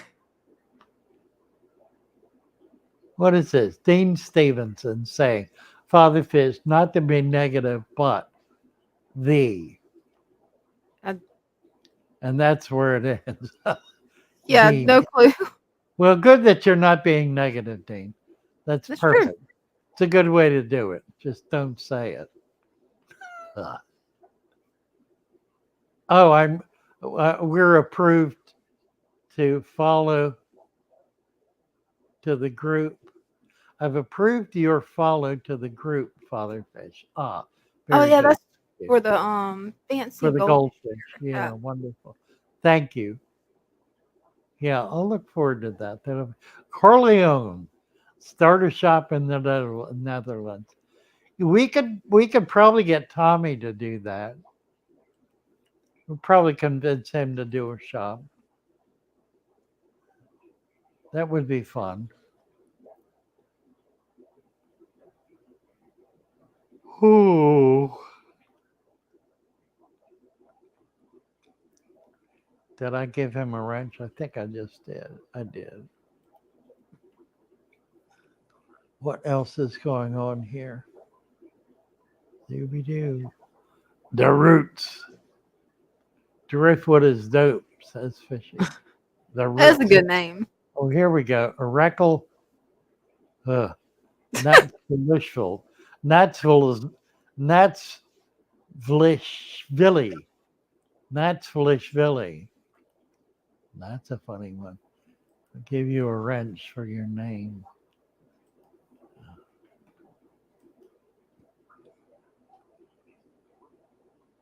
Ooh. Foxy, tell us what those green, was it green tetra? No, not, it wasn't a tetra either. Um, she's sending me some fish and some susvasser tank, which I'm very excited about. That's nice. This is Peplin Creek. If you have not been to Peplin Creek, they are on. My brain just went right out. What's Is it the Get Gills? Get Gills? Yes, thank you. They're on Get Gills. Post them right down there. Peplin Creek on Get Gills. Wonderful product. They now have young axolotls for sale. Nice. And if you want an axolotl, you got to get it now because in another month or two, you won't be able to get them shipped. Kubotai rasbora. I wonder if I can get a picture of those. Let's see if I can do this. I probably am going to get in trouble. I usually get in trouble doing this. Should I risk it? I shouldn't So risk you. it. I know I'm going to get in trouble. That happens every time. Why don't Hey, you try to put it up? You could do it. I can try to do it. I'm not exactly sure which one are you wanting up for the fish. This fish that Foxy Fish just described. Where is it? See if I can put it up. I lost it. I need to find the name and I might be able to get it. Oh, there it is. It's at 733. Kabotai Rasbora. I have never heard of a Kubota raspberry, but I'm gonna look it up real The quick and see what I can green do. rasbora. Yeah, look it up and then see if you can get it over. Oh wow, that is an amazing fish. It looks almost neon. Let's see if See I if can you get it can up. see if you can get it up. Yeah. Let's see. My problem with it is it doesn't give me the command. The command is at the bottom of the panel and it doesn't show up on my screen and I don't know how to fix that. So I'm kind of screwed. And once it gets to that place, then I'm stuck because I can't get rid of that banner anymore, that screen. So I wind up having to shut the whole thing down and come back up. It's just a pain. I've done it 2 weeks in a row. I ain't gonna do it again. You Yeah, getting there? I'm getting closer. I downloaded it, but it wouldn't let me do the file, so I've got to convert it over to a PDF, and then I can upload it as a slide. Oh, very cool. Okay, Just have to get the picture re-downloaded the right format. nice. Yeah, it always likes to play different formats with me. It likes to play games with Cor- me. Corleone is saying my Oscars are doing fine with plants. Wonderful. Let's see here. Okay, now it Excellent. should work. Let's see. Get gills, yes. Oh, she has glow and not glow axolotls. I've never seen the glow axolotls. They turn green under a fluorescent light. Wow. I've got the slide up where you can throw it up now. Eerie. First, hello, my leprechaun friend. Father Fish was saying how much he misses you. I was no such thing. I, is your horse okay, Eerie? Now selling Herefords. Herefords, there we go. Oh, Father is selling Herefords. I am no such thing. Are those fish orange? They're green, I think, aren't they? What are they? Is that it? Yep, that's it. Wow. It is iridescent, isn't it? It's a green iridescence. Oh, that's stunning. What a Yeah, I've pretty. never seen a fish like that. Wow, that's something else, isn't it? I'm getting a bunch of them. Oh, that's So going to be awesome. I'll have a school of them. Yeah, we're going to put them where that'll really show them off. Very nice. Very nice. I was looking at the links for the glow axolotl. That is amazing. Do you want me to bring it up too, Fatherfish? Sure, yeah, why not? Do that as Because well. that I have never seen a glow axolotl before. That's an Oh, impressive. yeah, they're pretty cool. 3 reasons why I hate Father Fish, that nature guy. Number one, um, how come 130 people are watching but only 100 like? That's why he hates Father Fish. That's, uh, the nature guy. Diverse edits for your feed your fish and spend less than a dime video. Do almond leaves work? They do, but they are very, very slow to break down. They're mainly used for tannins. They will break down and they will provide food, but you really need to mix them with a variety of leaves, fruit tree leaves, and maple tree and ash tree. Those are the three that break down the easiest and quickest. Now, they only have certain nutrients, whereas um, the oak tree and the not elm. What is it? I don't remember the chestnut tree, the nut trees, which includes acorns, of course. Those leaves are much coarser and are slower to break down, but they have nutrients that the softer leaves, like the fruit tree leaves, don't have. So you need a mix of all of them to be able to get the full nutrient base. And keep in mind that the purpose for putting leaves in the tank is they are literally food. They are actually food. That's what the leaves are. It's the same as putting food in your tank. The difference is it is a type of food that is able to remain in the tank long term without fouling the water, and it's consumed by microfauna and increases the microfauna population. And that increase in population combined with a thicker bed of these leaves, twigs, other vegetation kind of material will allow for a nursery of micro and macro fauna.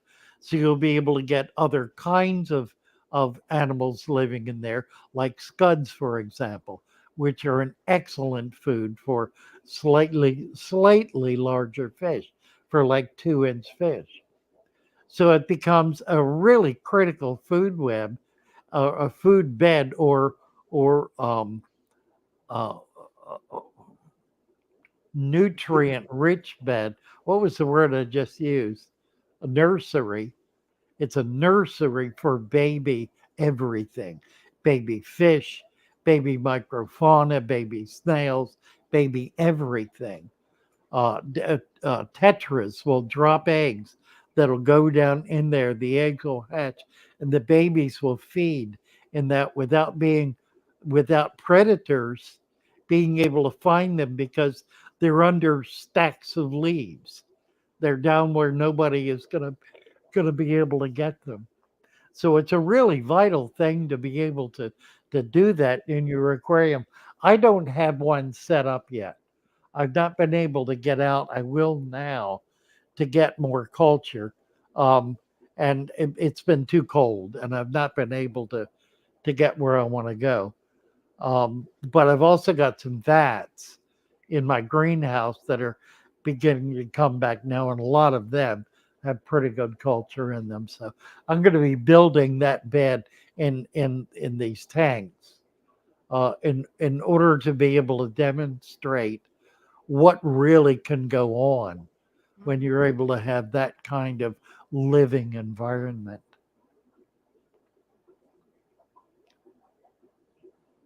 Uh, I've already Trying to added a get, little bit of leaf litter to oh, mine. here we go. 747. List of fancy goldfish breeds. Aranda Ranchu, Ryukin, Telescope, Blackmore, Bubble Eye, Lionhead, Pearl Scale, Celestial Eye. Yeah, and I want to get every one of them. I'm gonna have to look those up. Every one of them. They're really easy. They're the easiest fish in the world to spawn. And of course, these will all spawn with each other because they're all just morphs. They're all goldfish. So you can mix and match the whole mess. You wind up with some pretty nasty looking stuff. And there's good reason for them being separated like this because they're stunningly beautiful fish.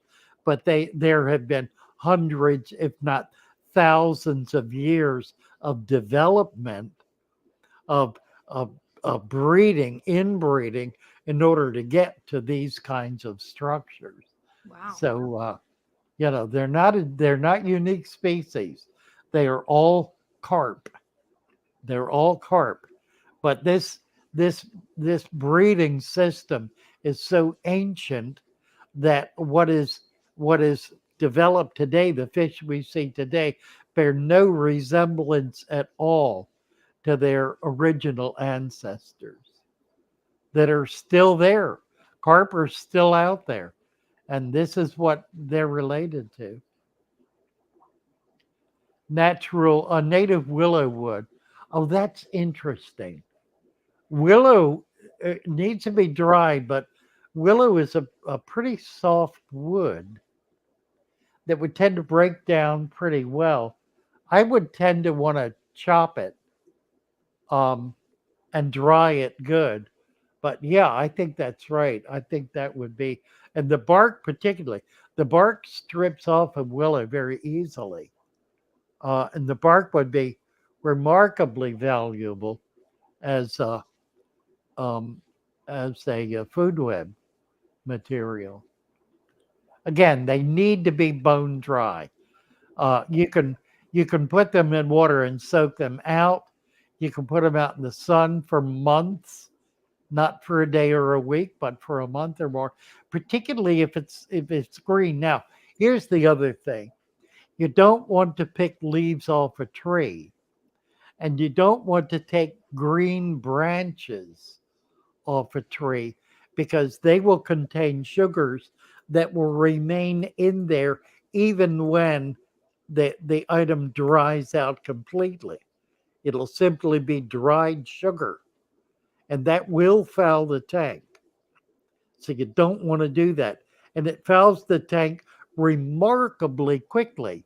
A teaspoon of sugar in a 55-gallon tank can wipe out an entire tank. It is remarkable. It's extraordinary how powerful sugar is.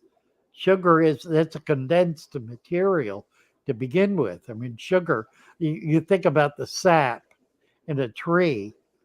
I used to live in New England, and in the spring we would go around where there were buckets hanging from all the maple trees, and we'd go up to one and chug a lug uh, raw maple sap, and it tastes just like water. There was no sweetness to it at all. It has to be boiled down and boiled down substantially in order to get that syrup.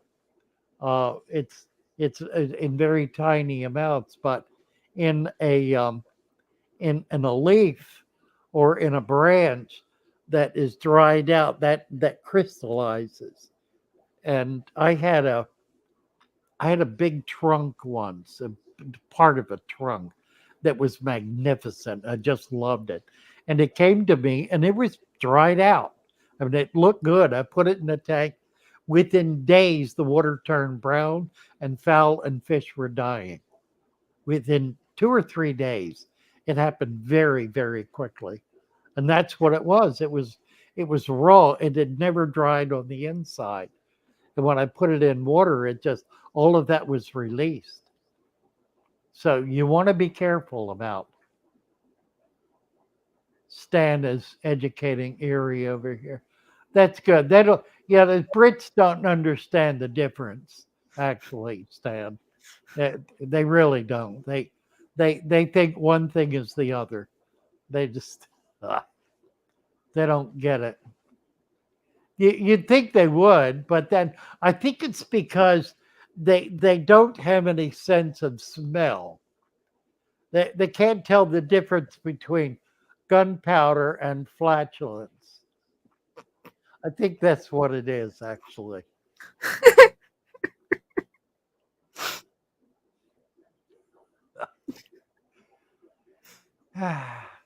Water seekers, yes, they are. Silver Creek.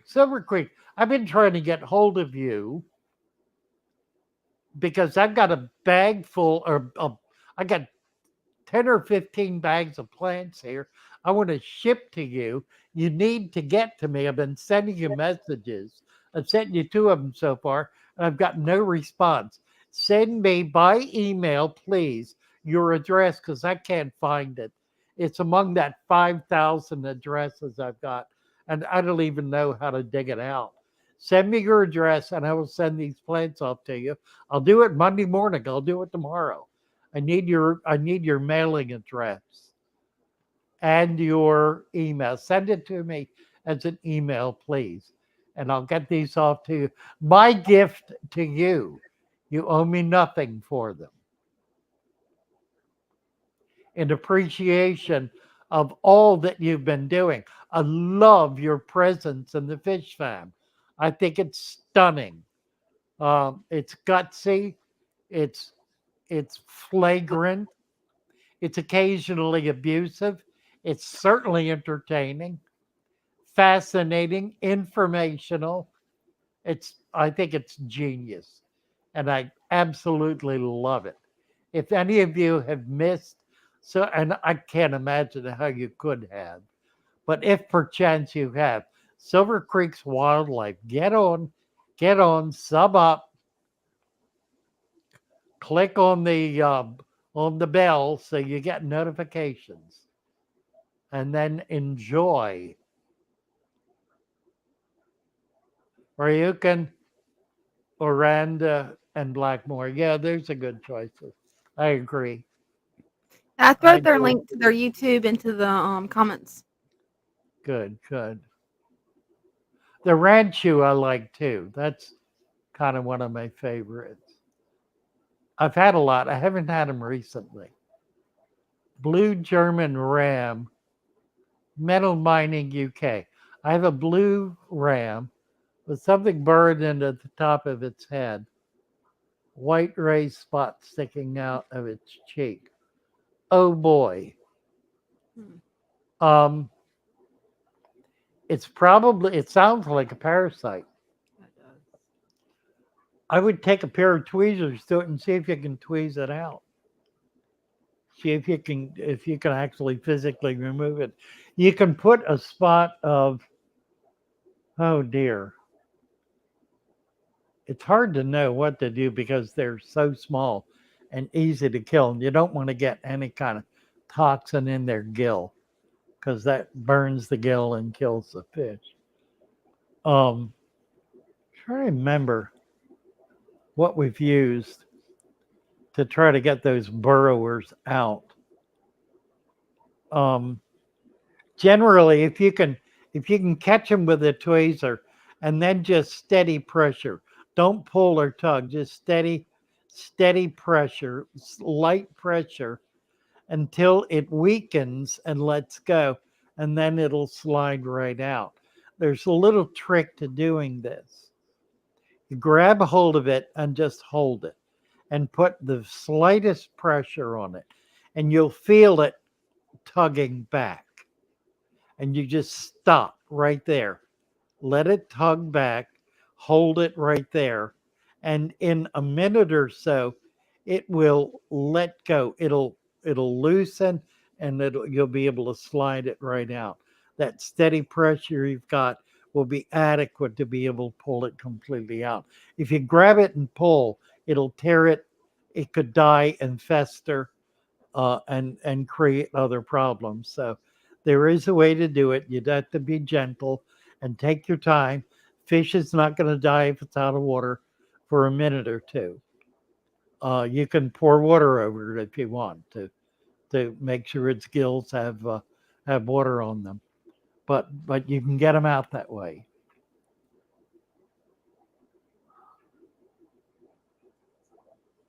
What else? That nature guy, he has Dosing a salt. question for you. Yeah, Um, dosing salt.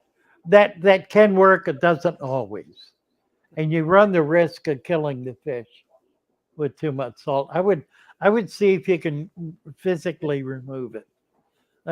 If you can do that, that'll be the most secure way to deal with it. And then put a spot of antiseptic salve on the wound. That'll keep bacteria from invading. Yeah, go ahead, Dana. yeah, that nature guy, he wants to know if his killifish, if it's in trouble that it has a black fin, if it's something good, maybe a different trait, or if it might be a disease. A black fin, Hmm.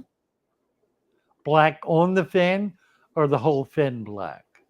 That's a good question. He wasn't specific, but it does say a black fin, so I'm guessing a Yeah, let's try to solid find black. out. If the whole fin is black, it's probably natural. He If says, it's a yeah. black, if it's a black unusual splotch, then it could be something. Uh, Generally speaking, well, is there a significant tree in axolotl's habitat? That's interesting. A significant tree in an axolotl's habitat. Axolotls, the natural habitat of axolotls is underground cavern rivers below Mexico City.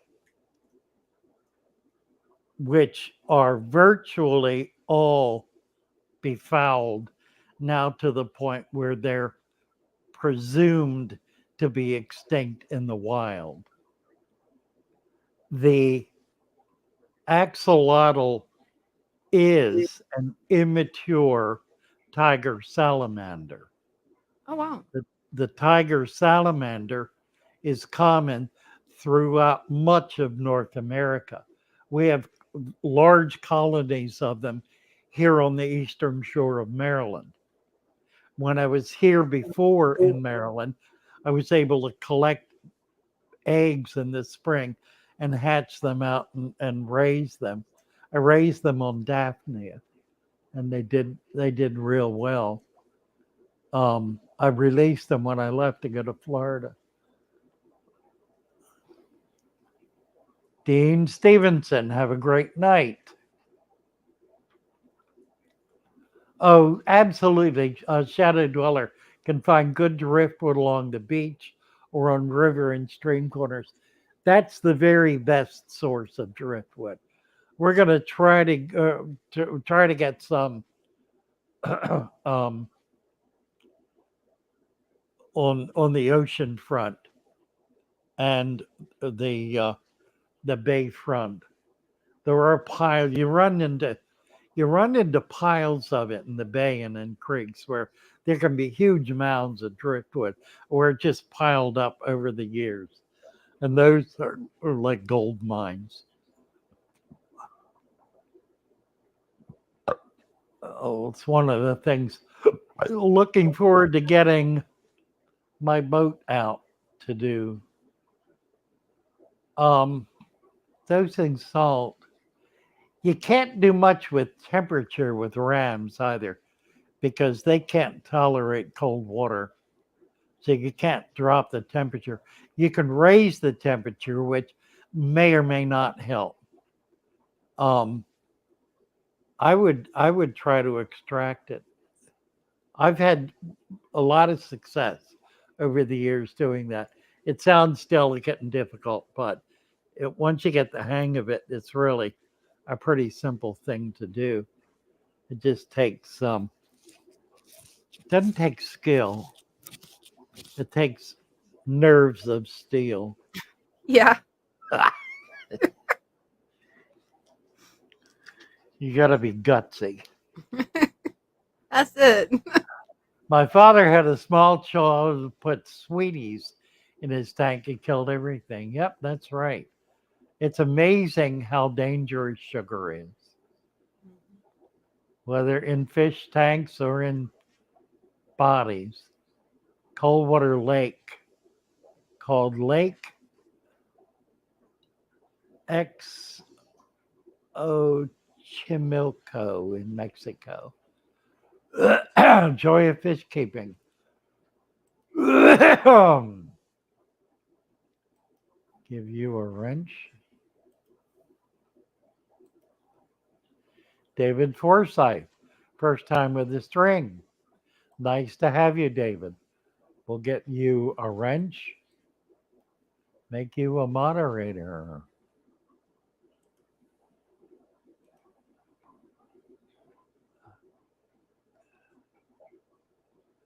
Temps around 27. Yeah, definitely nerves of steel.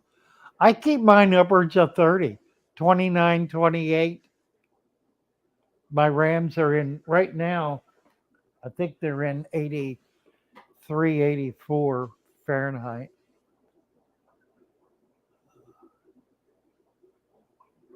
Right. Foxy talking about mean old lady's comment about programs teaching farmers how to keep waterways clean. So critical, so critical. Yeah.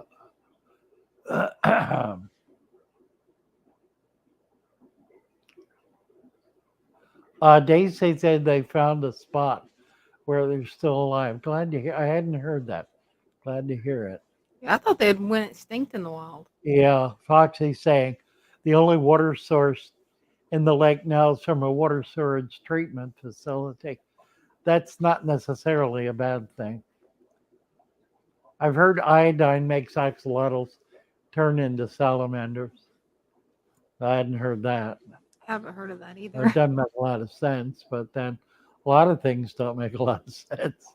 Right? Basically, they turn into salamanders by climbing up on the shore because that's their natural evolution or personal biology to get up out of the water.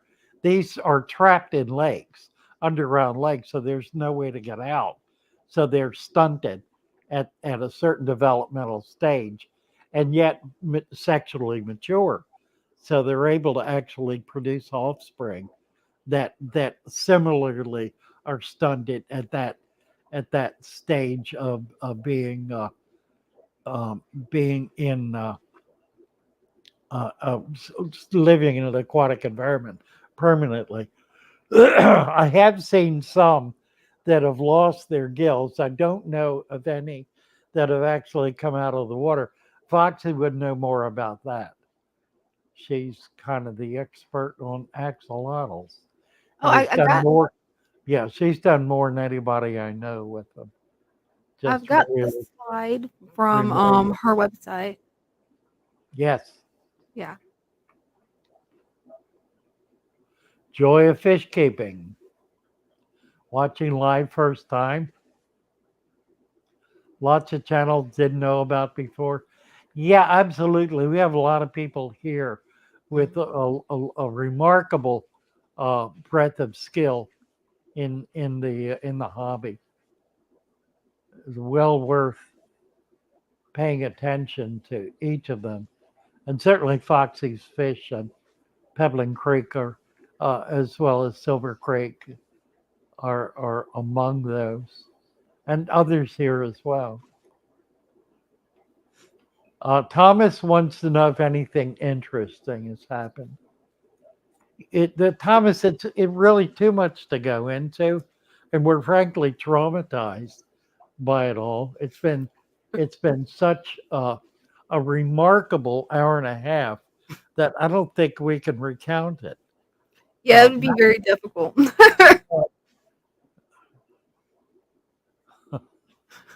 Doompie. Doompie. Chloe says one of my tanks has a small amount of cyano. Should I try to get rid of that before adding a food web? Just the opposite.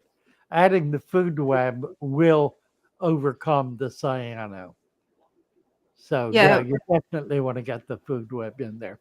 Don't try to get rid of cyano directly.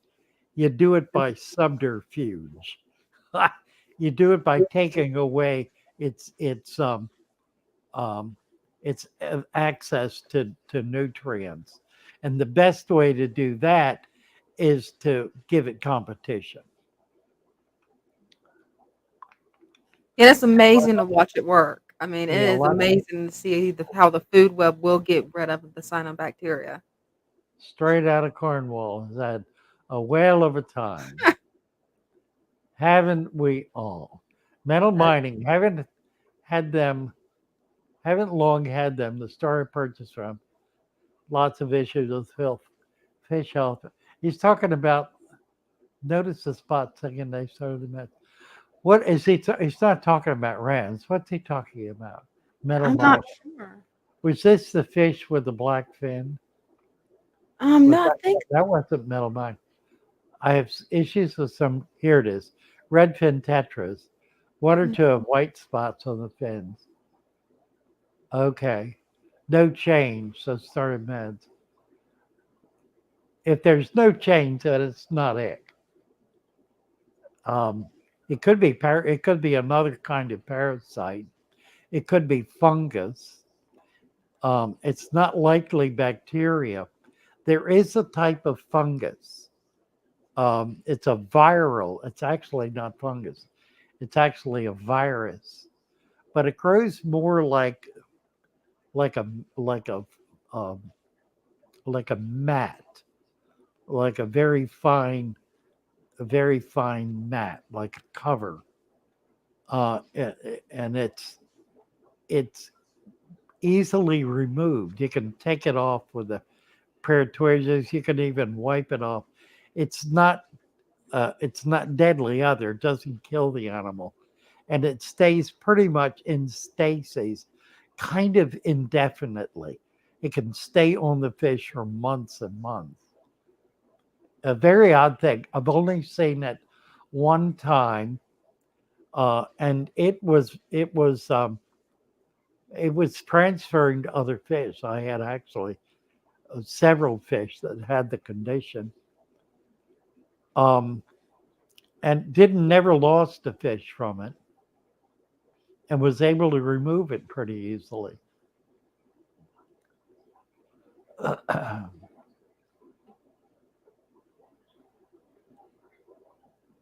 What eats plants? Corleone aquarium, yes, they eat plants. Apple snail, do they eat plants? You betcha. They're all kinds of apple snails. Yes, all kinds of apple snails. That no, the mystery snail is considered an apple snail, and they will not eat plants. They will eat dead plants. They will not eat live plants. So the mystery snail is safe. Yeah, but the big apple snails, they're gonna decimate your tank. Yep, you bet.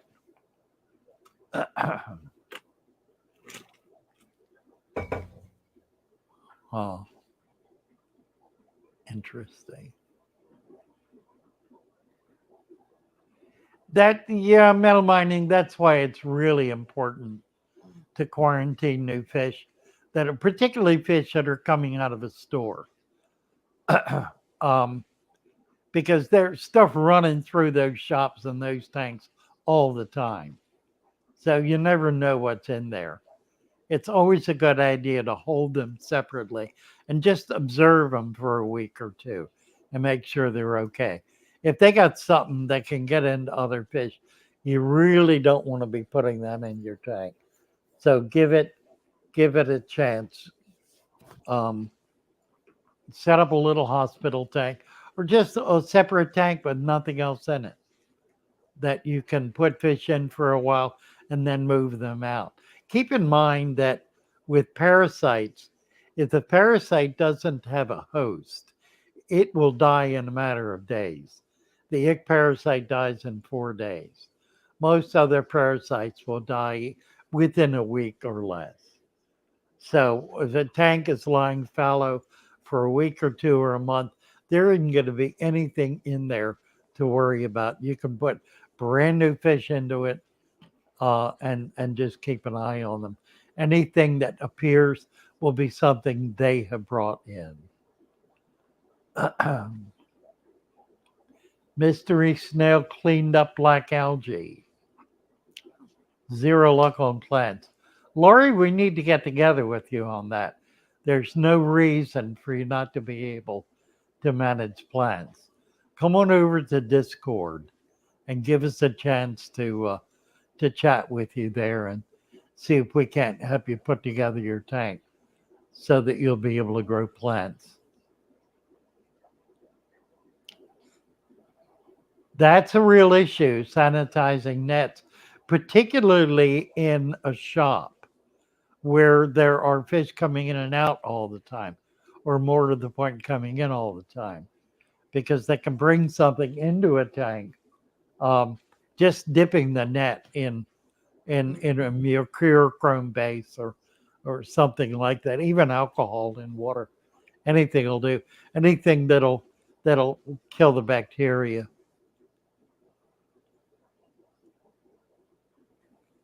Clethon snails, excellent algae eater. Well, there you go. There's something else. They lay fewer eggs than standard nerites, so it's a brackish water snail. Foxy has a wonderful selection of snails. If any of you are in love with snails, you need to get together with Foxy because she she has got the snails I'm and gonna check out her snail section. the support system. Yeah. parasnailing.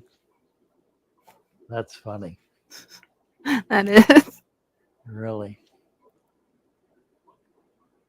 Gone but never forgotten keeps limnea in his tanks. Excellent. Yeah, she's a snail queen and axolotl farmer. You betcha. That is awesome. The fish that eats algae best are That- the Malawi cichlids. Their That's dentition, their teeth are actually made to scrape algae off of rocks. They're designed to eat algae. that's really neat. Where are we at? 8:10. Are we over? How late did we go? I've lost track. 8 o'clock, I guess. Yeah, I think it's usually 8. Sometimes we usually run a little over. Yeah. It's 9 on Wednesday, isn't it? hmm Just making sure everybody's got all the links. Let's do one more pack here. Which one is this? This That is is the stem plant pack. Let me do this. We have stem plant pack. We have rooted plants. Do you have the other one? yeah. It should have. Let's see one. Where is it? That's stem plant. It should be down on the Okay. next layer. It should be one below that and then over to the right. At least it shows on my computer. I can't throw it up though on there. Well, I have four.